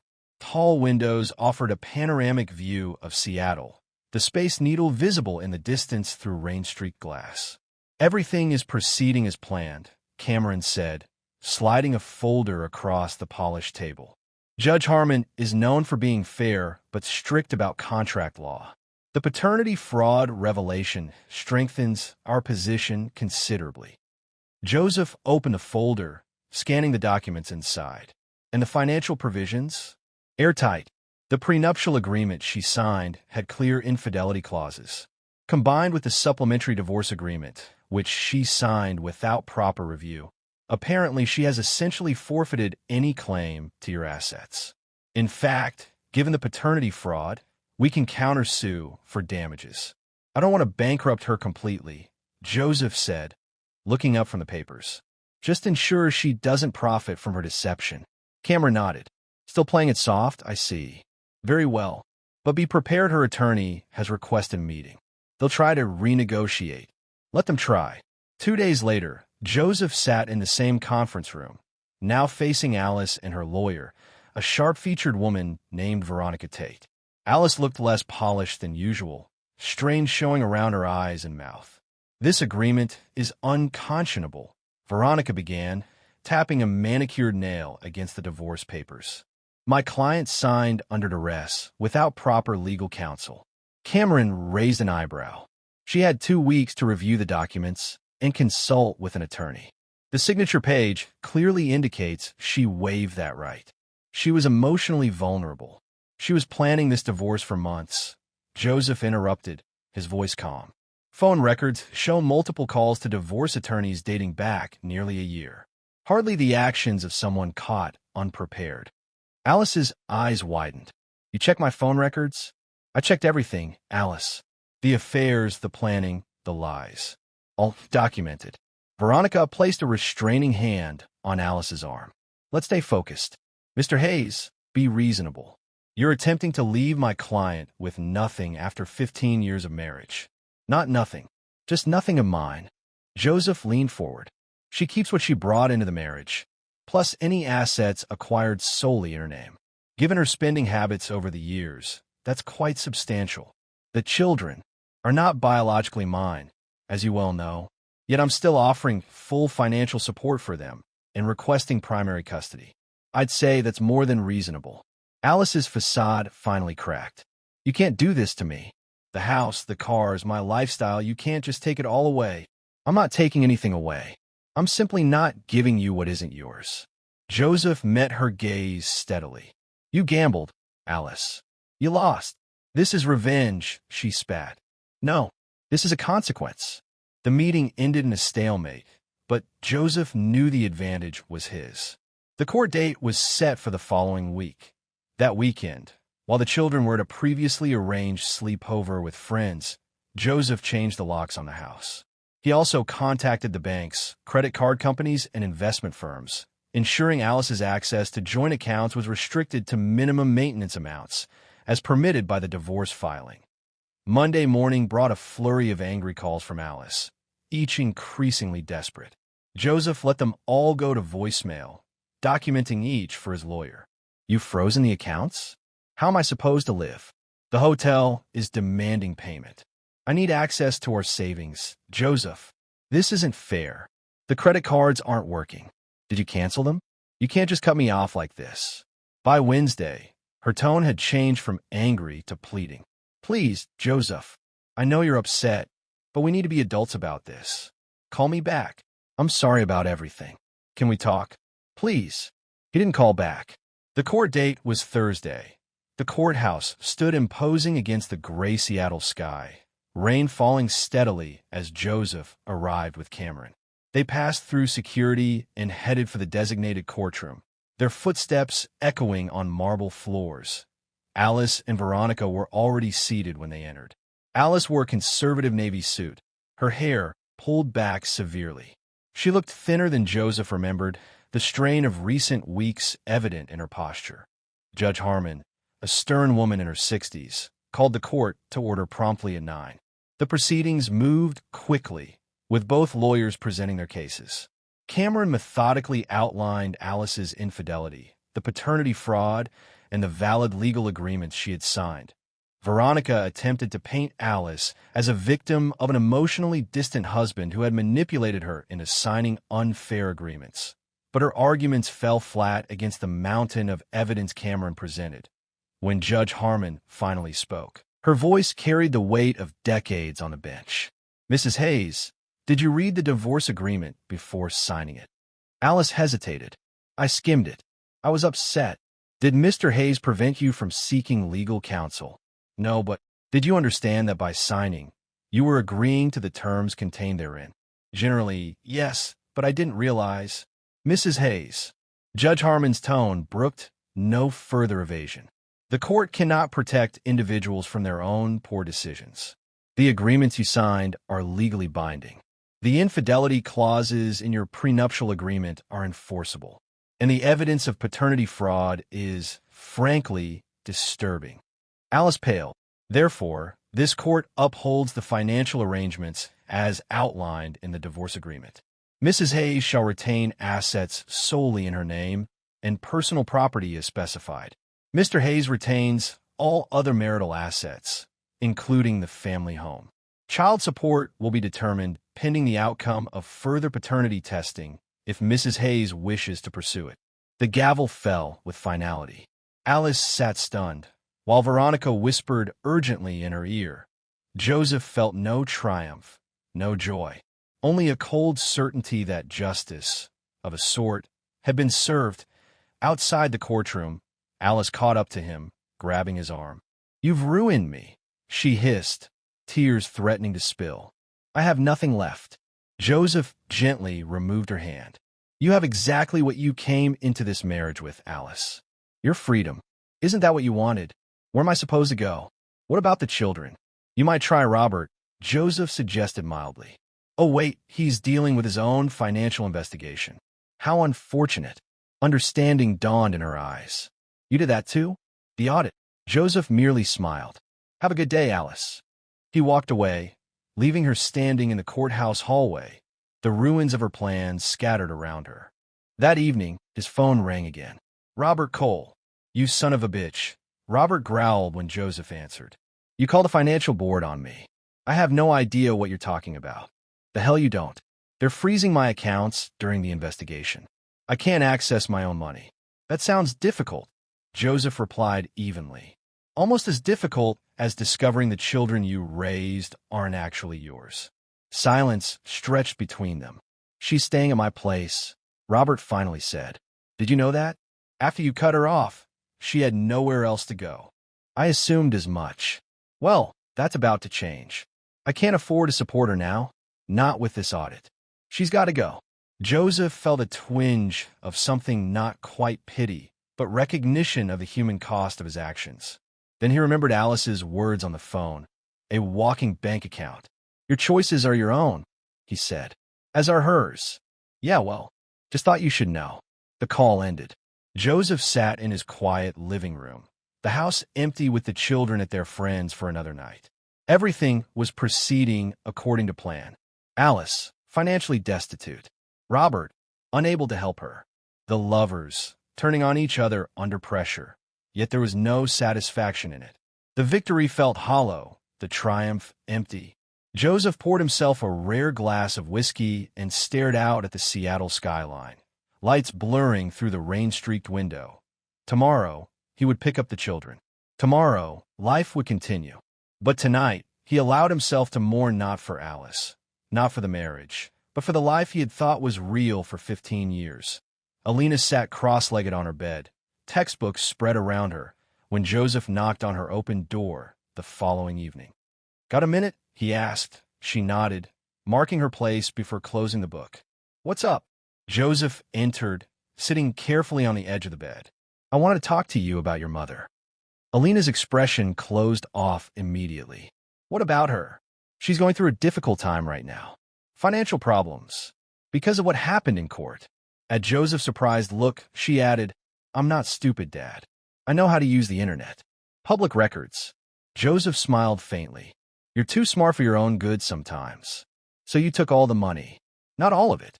Just what was legally mine. Alina studied him for a moment. Is this the part where you tell me I should feel sorry for her? No, Joseph said quietly. This is the part where I ask how you're feeling about everything. She looked down, picking at a loose thread on her bedspread. She called earlier, crying, said she might have to move away for a while to get back on her feet. Asked if I would come with her. Joseph's heart stuttered. And what did you say? I told her no. Alina looked up, her eyes hard in a way no 14-year-old should be. She lied to you. She lied to us. She doesn't deserve us. Joseph reached out, taking her hand. Alina, despite everything, she's still your mother. A mother doesn't do what she did. Alina pulled her hand away. She called me an ungrateful brat. Said after everything she'd done for me, I should be on her side. But what has she really done? You're the one who's always been there. The words warmed Joseph even as they saddened him. Love isn't something you earn, Alina. It just is. You could be angry with her, but nothing. I made my choice. She reopened her textbook, signaling the end of the conversation. I'm staying with you. Joseph nodded, respecting her boundaries. I'll call you when dinner's ready. Caspian proved a more difficult conversation. At 10, he understood less, but felt everything more acutely. Joseph found him playing video games in the den, thumbs moving rapidly over the controller. Hey, buddy, pause that for a sec. Caspian sighed dramatically, but complied. What? Your mom might be coming by tomorrow to talk to you. The boy's face brightened momentarily, then fell. Is she taking us for the weekend after all? No, not this time. She's having some adult problem she needs to sort out. Because you took all her money. Caspian's directness was startling. Who told you that? Mom texted. She said, you're being mean and not letting her have any money for a place to live. Joseph sat beside his son, choosing his words with care. That's not exactly true. Your mom and I had an agreement about money, and the judge said we need to stick to that agreement. So she's poor now. Not poor, just not as comfortable as before. Caspian put down the controller completely, turning to face Joseph. Is it because she has a boyfriend? It's complicated, buddy. Grown-ups always say that when they don't want to explain. Caspian folded his arms. I'm not a baby. Joseph smiled despite himself. No, you're not. The truth is, your mom made some choices that hurt our family. The consequences of those choices mean she has less money now. Is she going to be okay? Yes. She might have to work more or live in a smaller place for a while, but she'll be okay. Caspian nodded, absorbing this. Can I still see her? Of course. She's still your mom, and she loves you. Do you still love her? The question caught Joseph off guard. Did he? The anger was there, the sense of betrayal. But love? That had died the moment he heard her on the phone, plotting to take everything from him, including the children who, he now knew, weren't biologically his. I care about her as your mother, he answered carefully. But sometimes adults stop being in love. That doesn't mean we stop caring about what happens to each other. Caspian seemed to accept this, turning back to his game. Can I play now? 5 more minutes, then homework. Dad, yes. I'm glad I'm staying with you. Joseph ruffled the boy's hair, emotion welling in his throat. Me too, buddy. The doorbell rang early the next morning, a Saturday. Joseph, already dressed and halfway through his coffee, opened it to find Alice standing on the porch. She looked diminished somehow, her designer clothes replaced by jeans and a simple blouse, her hair pulled back without its usual perfect styling. Alice, he greeted neutrally. The kids are still asleep. I'm not here for them. Not yet. She shifted uncomfortably. Can I come in? Please. Against his better judgment, Joseph stepped aside, allowing her into what had once been their shared home. Alice entered hesitantly, looking around the familiar space as if seeing it for the first time. You haven't changed anything, she noted. The kids needed stability. She nodded, following him to the kitchen. Coffee? No, thank you. She took a seat at the counter, hands clasped tightly in front of her. I need to talk to you about the children. Joseph leaned against the opposite counter, mug in hand. What about them? Robert kicked me out. The words came in a rush. I have nowhere to go. My credit cards are maxed, my savings are gone, and I can't afford an apartment on my own. I need help, Joseph. What exactly are you asking for? Money. A loan. Just until I get back on my feet. She looked up, desperation in her eyes. For the kids' sake. Joseph took a slow sip of coffee. The court was quite clear about the financial arrangements. Damn the court. Her voice rose, then immediately lowered as she glanced toward the stairs. This isn't about legalities. It's about our family. The family you were eager to leave for Robert, for the other men before him. Alice flinched. I made mistakes. Terrible ones. But I'm still their mother. Yes, you are. Joseph set down his mug. Which is why I'll pay for a modest apartment for 6 months. Not for you, but so the children have somewhere reasonable to stay when they visit you. Relief washed over her face. Thank you. God, thank you. With conditions, he continued. The lease will be in my name. You'll get a job, any job, to cover utilities and food. And you'll stick to the visitation schedule set by the court. Her relief dimmed somewhat. You don't trust me at all, do you? Would you in my position? Alice looked away. No, I suppose not. She stood, straightening her shoulders. May I see them now? They'll be up soon. You can wait in the living room. She moved to leave the kitchen, then paused. For what it's worth, I am sorry. Not just for getting caught, but for all of it. Joseph didn't reply. Her words meant nothing against the weight of her actions. Alina came downstairs first, stopping short when she saw her mother. Her face hardened instantly. What are you doing here? Alina. Alice moved toward her daughter, arms outstretched. Baby, I've missed you. Alina stepped back, avoiding the embrace. Really? You've been too busy to call all week. I've been dealing with some problems. Dad told us. You're broke because you cheated and lied. Alice shot Joseph an accusatory glance. It's more complicated than that. No, it's not. Alina's voice was flat. You had affairs. You lied about us. She gestured upstairs, presumably to where Caspian still slept. You wanted to take Dad's money. Now you can't. Simple. Alina, please. I'm still your mother. Are you?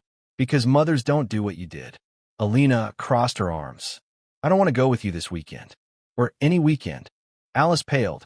You don't mean that. I do. Your father is turning you against me. Dad hasn't said a single bad thing about you. He didn't have to. I have eyes. I have ears. Alina trembled slightly. I heard you, you know. On the phone with him. Robert. Laughing about Dad. Calling him a walking bank account. Alice's mouth opened, then closed. She had no defense against the truth. I hate you, Alina whispered, the words all the more devastating for their quiet delivery. I don't want to see you again. She turned and ran back upstairs, the sound of her door slamming echoing through the house. Alice stood frozen, tears streaming down her face. "She doesn't mean it," Joseph said finally. "She's hurt and angry. She'll come around." Alice wiped roughly at her cheeks. "Will she? Or will you make sure she doesn't?" "I've never spoken against you to the children, Alice. And I never will. You don't have to. Your actions speak for you." She moved toward the door. "Tell Caspian I came by. I'll call later about the apartment." Joseph nodded. "I'll have the realtor contact you." Alice paused at the door, her hand on the knob. "You destroyed me, Joseph, completely and methodically. Are you satisfied now?" He met her gaze steadily. "This isn't about satisfaction, Alice. It's about consequences." "For what? Being unhappy? Wanting more from life than being a software engineer's wife? For betrayal? For lies? For using me for 15 years while building a life with other men?" Joseph stepped closer. "For letting me believe those children were mine." Alice looked away first. "I didn't know. Not for certain. But you suspected, and you never said a word." Joseph opened the door for her. "Goodbye, Alice." She left without another word, shoulders hunched against the morning chill. The custody hearing 2 weeks later was brief. With the paternity revelation and Alice's unstable living situation, the judge quickly awarded primary custody to Joseph, with Alice granted weekend visitation rights. Rights that, for the moment, Alina refused to exercise as they left the courthouse. Joseph caught sight of Alice standing alone by the steps, watching them. She looked small, defeated. For a moment, he almost felt sorry for her. Then he remembered her voice, cold and calculating, plotting to take everything from him, including the children she now claimed to love so desperately. The moment passed. "Come on, guys," he said to Alina and Caspian. "Let's go home." Rain lashed against the windows, driven by a fierce October wind. 6 months had passed since the divorce was finalized. 6 months of building a new normal, of healing wounds, of moving forward. Joseph stood in the kitchen, preparing dinner while Alina set the table and Caspian fed their new puppy, a golden retriever they'd adopted from the shelter 3 months ago. "Can Rex have some chicken?" Caspian asked, watching Joseph trim fat from the meat. "Just a small piece," Joseph replied, cutting a tiny morsel and passing it to his son. "Don't make a habit of it." "I won't," Caspian promised, feeding the treat to the eager puppy who had brought so much life into their home. The doorbell rang, startling them all. They weren't expecting visitors, especially not on such a stormy night. "I'll get it," Alina offered, setting down the last plate. Joseph continued cooking, half listening to the sound of the front door opening. Then Alina's voice suddenly tense. "What are you doing here?" Alice's voice filtered into the kitchen. "I need to see your father." "Please, Alina." Joseph turned off the stove and wiped his hands. "Caspian, take Rex to your room for a bit, okay?" The boy nodded, sensing the tension. He scooped up the puppy and headed upstairs, glancing back once with worried eyes. In the entryway, Alice stood dripping on the welcome mat, her hair plastered to her head from the rain. She wore no coat, only a thin sweater that clung to her frame. Alina stood with arms crossed, body language hostile. "It's okay, Alina," Joseph said quietly. "Go help your brother with Rex." His daughter hesitated, then moved past her mother without a word, climbing the stairs 2 at a time. "Alice," Joseph acknowledged. "You're soaked." "It's raining," she stated unnecessarily. "Can I come in?" "Please." Against his better judgment, Joseph stepped aside, allowing her into the warm house. She stood awkwardly in the entryway, water pooling at her feet. "Let me get you a towel." He retrieved one from the downstairs bathroom, handing it to her without comment. Alice dried her hair half-heartedly. "I walked here," she said, "from a bus stop." "Is there a problem with the apartment?" Joseph asked, keeping his voice neutral. The 6 months of rent he'd promised was nearly up, and he'd been wondering what would happen next. "No, the apartment is fine." She twisted the towel in her hands. "I lost my job. The cafe closed." "I see. I've been applying everywhere, but no one's hiring. Not someone with my limited work experience." She laughed bitterly. 15 years as a housewife doesn't look great on a resume. Joseph said nothing, waiting for her to reach the point of her visit. The apartment lease is up next week, she continued. I can't afford to renew it. I can't afford anything. She finally looked up, meeting his eyes directly. Please, let me see them. You see the children every other weekend, Joseph pointed out. That hasn't changed. Not lately. Alina refuses, and Caspian. She swallowed hard. He's pulling away too. I'm losing them, Joseph. What do you expect me to do about that? Talk to them. Tell them to give me another chance. Her voice broke. They listen to you. Joseph considered her for a long moment. The woman before him bore little resemblance to the polished, confident Alice who had handed him divorce papers. Her designer clothes had been replaced by worn jeans and thrift store sweaters. The apartment he'd arranged was modest but decent, yet she looked as though she'd aged years in mere months. The children make their own decisions, he said finally. Alina is old enough to choose whether she wants to see you. Caspian follows her lead. So that's it? You won't help me? I provided financial support for the children. I've never spoken against you to them. I've maintained the visitation schedule as ordered by the court. Joseph's voice hardened slightly. What more do you want from me, Alice? Forgiveness, she whispered. A chance to make things right. Joseph shook his head slowly. You made your choices. Now live with them. Alice flinched as if struck. You're enjoying this, aren't you? Seeing me suffer. No, I take no pleasure in your situation. But you won't help either. I've helped enough. Joseph moved toward the door, signaling the end of the conversation. It's dinner time. The children are waiting. Alice didn't move. I have nowhere to go, Joseph. The lease ends next week. I have no money, no job prospects. Please. That sounds like a problem you should discuss with your boyfriend. Or one of the others. Perhaps one of Alina's or Caspian's actual fathers might be interested in supporting you. The cruelty of the statement hung in the air between them. Alice paled. I deserve that, she acknowledged quietly. But I'm asking you, human to human. Help me. Joseph studied her, searching for the manipulation, the angle. But all he saw was desperation. Still, his resolve remained firm. I'll extend the lease another month. After that, you're on your own. Relief washed over her face. Thank you. God, thank you. Don't thank me. Use the time wisely. He opened the front door. Goodbye, Alice. She stepped back into the rain, pausing on the porch. I did love you once, you know. In the beginning. I know. Joseph watched her walk away, a small figure disappearing into the storm. Then he closed the door and returned to his family. Later that night, after the children were in bed, Joseph sat in his office, staring at the rain-streaked window. The confrontation with Alice had unsettled him more than he cared to admit.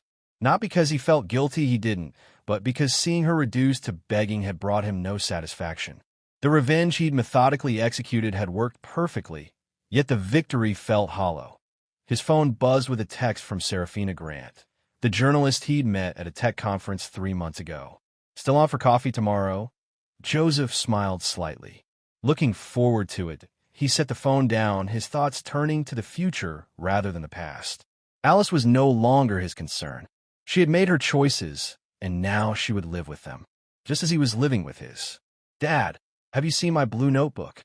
Alina called from upstairs. The one with all my coding notes? Joseph looked up from his laptop at the kitchen table.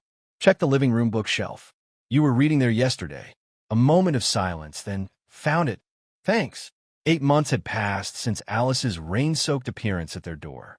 8 months of settling into new rhythms, of healing, of moving forward.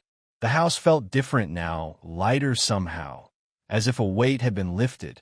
Joseph had redecorated parts of it, with input from the children. New paint colors, new furniture arrangements. Small changes that made the space feel fresh, unencumbered by the past. Rex bounded into the kitchen, now nearly full-grown, his golden fur gleaming in the morning sunlight. He nudged Joseph's hand with his wet nose, requesting attention. No treats before breakfast, Joseph told him, scratching behind his ears. You know the rules. Caspian appeared, backpack slung over one shoulder. At 11, he was growing taller by the day, his face losing some of its childish roundness. Dad, Can Rex come to my soccer game this weekend? If the field allows dogs, sure. Joseph closed his laptop. Ready for school? Almost. Did Mom call about Saturday? Joseph kept his expression neutral. She texted, said she's looking forward to seeing you. Alice had finally found steady work as an administrative assistant at a small insurance firm. The pay was modest, but it had allowed her to rent a small apartment on her own when Joseph's extension of the lease finally ended. Caspian had resumed regular visits, though Alina still refused. Cool. I want to show her my science project. Caspian stuffed a granola bar into his pocket. She'll think the robot arm is awesome. I'm sure she will. Joseph checked his watch. Bus comes in 10 minutes. Better grab your lunch. As Caspian rushed to comply, Alina descended the stairs, notebook in hand, headphones around her neck. At 15, she carried herself with a seriousness beyond her years, her dark hair pulled back in a practical ponytail. Ready? Joseph asked. She nodded, slipping the notebook into her messenger bag. Advanced Coding Club meets today. I might be late. Text me when you're done. I'll pick you up. Actually, Alina hesitated. Lisa's mom offered to drive me home. We're going to work on our project together at her house. If that's okay. Joseph smiled. Of course it's okay. Have fun. Just be home for dinner. Serafina's coming over. A small smile curved Alina's lips. I like her. She's smart. Yes, she is. Joseph felt a warmth spread through his chest at his daughter's approval. Serafina Grant had entered their lives gradually, first as a friend, then as something more. A former tech journalist who had transitioned to freelance writing, she possessed a sharp intellect and kind heart that had drawn Joseph from the beginning. She promised to help me with my investigative journalism project, Alina added, zipping her bag. She knows all the best research techniques. I'm sure she'll be happy to help. Joseph handed her a lunch bag. Bus. Go. The children rushed out, Rex following to the door before being called back. Joseph watched through the window as they joined other neighborhood kids at the bus stop. Alina immediately absorbed in conversation with her friend Lisa, Caspian roughhousing with a boy his age. Normal. Ordinary. Healing. His phone buzzed with a text from Serafina. Looking forward to tonight. Need me to bring anything? Just yourself, he replied. Kids are excited to see you too. Joseph moved through the morning routine, letting Rex out into the fenced backyard, tidying the breakfast dishes, preparing for his remote workday. His company had been flexible about his hours since the divorce, allowing him to be home when the children needed him. The arrangement had worked so well that they'd made it permanent, with Joseph coming into the office only 3 days a week. At his home desk, surrounded by family photos and children's artwork, Joseph opened his laptop again. The latest project required his full attention, a complex security system for a major financial institution. He immersed himself in the code, finding satisfaction in creating order from chaos, solutions from problems. Hours passed in productive work until his phone buzzed again. A different message this time, from a number he recognized but had not seen in weeks. Need to talk. Important. Please call when you can. Joseph frowned.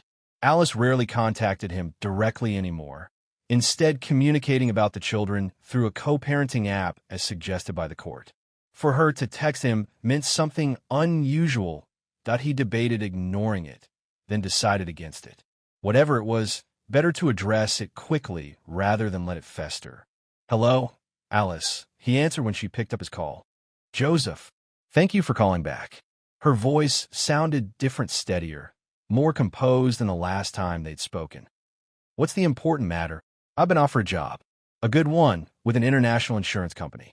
A pause. In Chicago. Joseph absorbed this. I see. When would you start? Next month, if I accept. It's a significant raise, a chance for real advancement. And you're calling because of the children, Joseph. Her voice softened. I want them to have the opportunity to visit me in Chicago. Regular visits.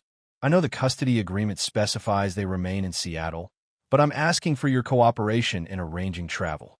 Joseph considered this. Alice moving to Chicago would mean less frequent visitation, but also a clean break for all of them. Distance that might allow everyone to heal more completely. Caspian will be disappointed to have you further away, he said finally. I know, but I can fly back regularly, and during school breaks, they could come to me. If you allow it. There was no manipulation in her tone, just a straightforward request. And Alina, a sigh. I don't expect her to want to visit, but the door will always be open. Joseph nodded, though she couldn't see it. Let me think about it. Talk to the children. If they're open to the arrangement, I won't stand in the way. Thank you. Relief colored her voice. I've been trying, Joseph, to rebuild, to be better. I know, and he did. Despite everything, Alice had maintained sobriety, held a job, and never missed a scheduled visitation with Caspian. Small steps, but meaningful ones. There's one more thing. Alice hesitated. I received a letter. From Robert. Joseph tensed. What did he want? To apologize, actually. He's in Arizona now. Apparently, getting caught in that financial investigation was a wake-up call. He's working as a personal trainer, staying clean. Good for him. He mentioned you. Said you were right to do what you did. That we both deserved it. Alice paused. He wasn't wrong. Joseph remained silent, unsure how to respond to this unexpected admission. Anyway, I just wanted you to know. About Chicago. About everything. Her voice grew quiet. I'm trying to make amends, Joseph. Not to win you back or to change the past. Just to be someone our children might respect again someday. I hope you succeed, Joseph said, and was surprised to realize he meant it. Not for her sake, but for the children who, despite everything, still carried a piece of her in their hearts. I'll let you know when I've made the final decision about the job, she said. Thank you for hearing me out. After the call ended, Joseph sat for a long moment, processing the conversation. Alice in Chicago, 1,000 miles of distance. Perhaps that was what they all needed, space to grow beyond the shadow of betrayal and retribution. The rest of the day passed quickly in focused work and household tasks. By evening, the scent of roasting chicken filled the house as Joseph prepared dinner. Alina arrived home first, excited about the progress on her project. Caspian followed shortly after, muddy from soccer practice but grinning with the uncontainable energy of boyhood. The doorbell rang just as Joseph was setting the table. I'll get it. Caspian raced to the door, Rex at his heels. Serafina entered amid enthusiastic greetings from boy and dog alike. Tall and athletic, with curly dark hair and intelligent eyes, she balanced a bakery box in one hand while fending off Rex's excited jumps with the other. Easy, buddy, she laughed, scratching the dog's head. The cake is for after dinner. You brought cake. Caspian's eyes widened. Chocolate raspberry. From that bakery you like. Serafina handed the box to Joseph as he approached, accepting his quick kiss with a smile. Hi. Hi yourself, he replied, the simple exchange holding warmth that needed no elaboration. Alina appeared in the doorway. You're still going to help me with my journalism project, right? I've been researching techniques for investigative interviews. Absolutely, Serafina assured her. I brought some sample question frameworks that might help. Dinner was a lively affair, filled with overlapping conversations about school projects, work challenges, and weekend plans.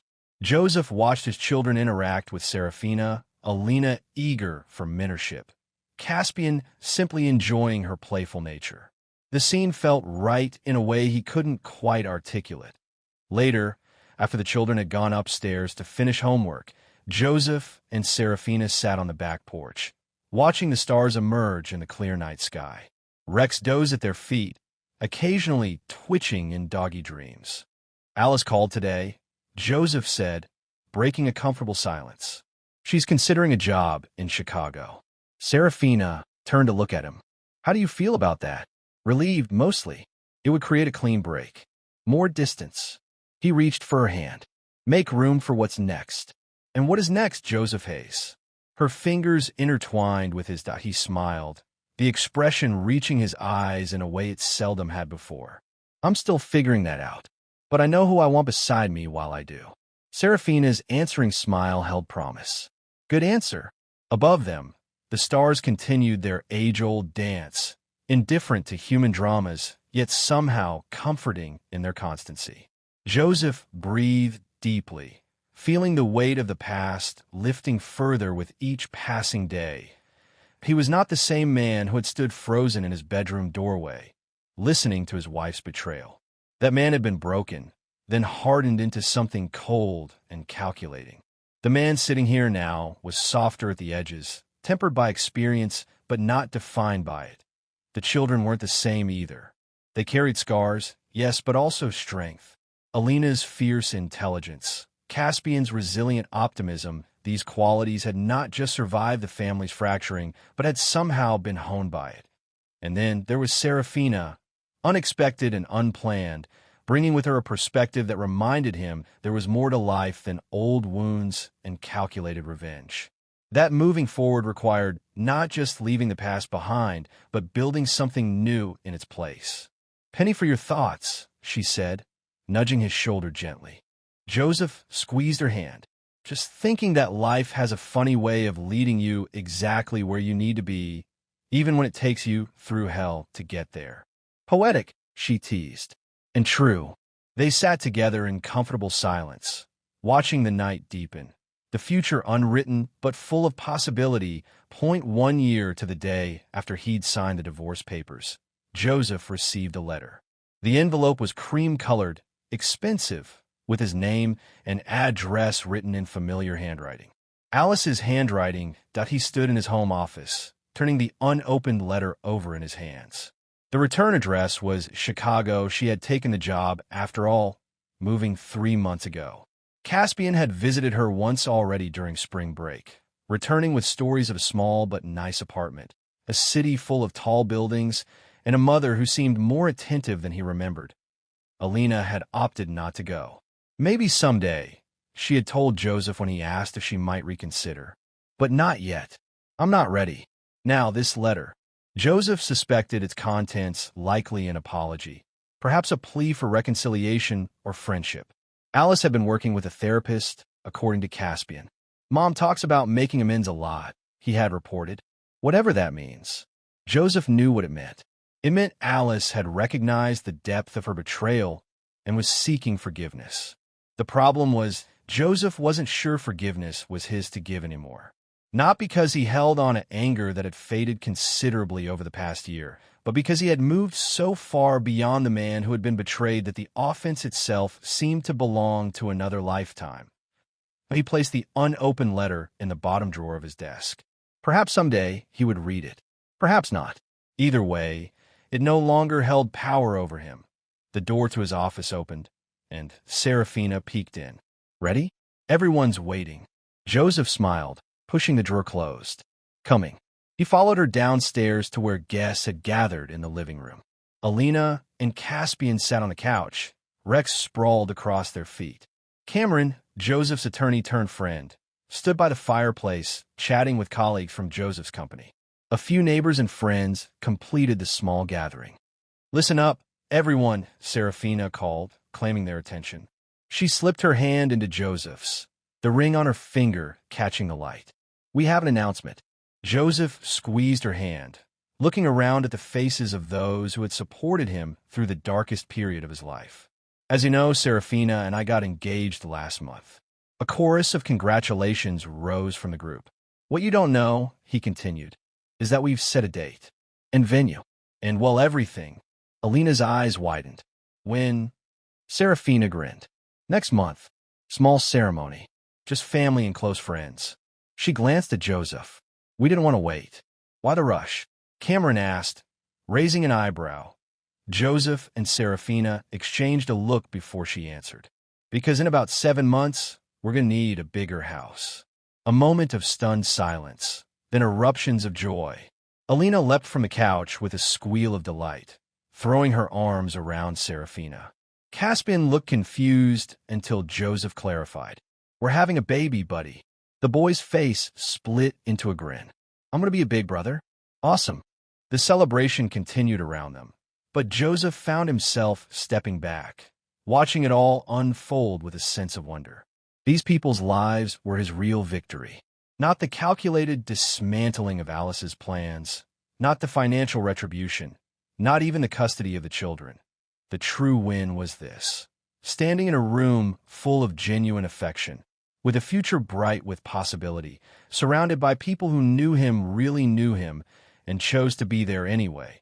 Later that night, after the guests had gone and the children were asleep, Joseph stood in his backyard looking up at the stars. Serafina joined him, wrapping her arms around his waist from behind. "Penny for your thoughts," she murmured against his shoulder. "Just thinking about how far we've come," he replied. "A year ago, I was consumed with making Alice pay for what she'd done. Now," he turned to face Serafina, placing a gentle hand on her still flat stomach. "Now I can barely remember why it seemed so important." "That's called healing," she said, covering his hand with hers. And moving on, Joseph nodded. "There was a letter from her today. I didn't open it. Do you want to?" "No. Whatever she has to say, it belongs to the past." He kissed Serafina softly. "I'm more interested in the future." Inside the house, in the bottom drawer of his desk, Alice's unopened letter lay forgotten. Later that week, Joseph would move it to a box in the attic, along with other remnants of a life no longer his. Eventually, during a future move to a larger home for their growing family, the box would be discarded entirely, its contents including the letter consigned to ash. The man who had once plotted elaborate revenge over betrayal was gone, transformed by time and love and the simple act of choosing to live well. In his place stood Joseph Hayes, father, soon-to-be husband, expectant dad, a man who had discovered that the best revenge wasn't destruction, but creation, building a life so complete that the past became irrelevant. As for Alice, she would continue in Chicago, gradually rebuilding her relationship with Caspian, tentatively reaching out to Alina through emails and birthday cards.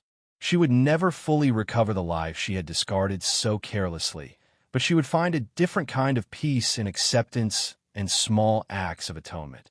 And that, Joseph realized as he stood in his yard with the woman he loved, was the last laugh, not a vindictive chuckle of triumph, but the genuine laughter of joy that comes from understanding that the best way to overcome darkness is to create light. The past was dead, and he had one.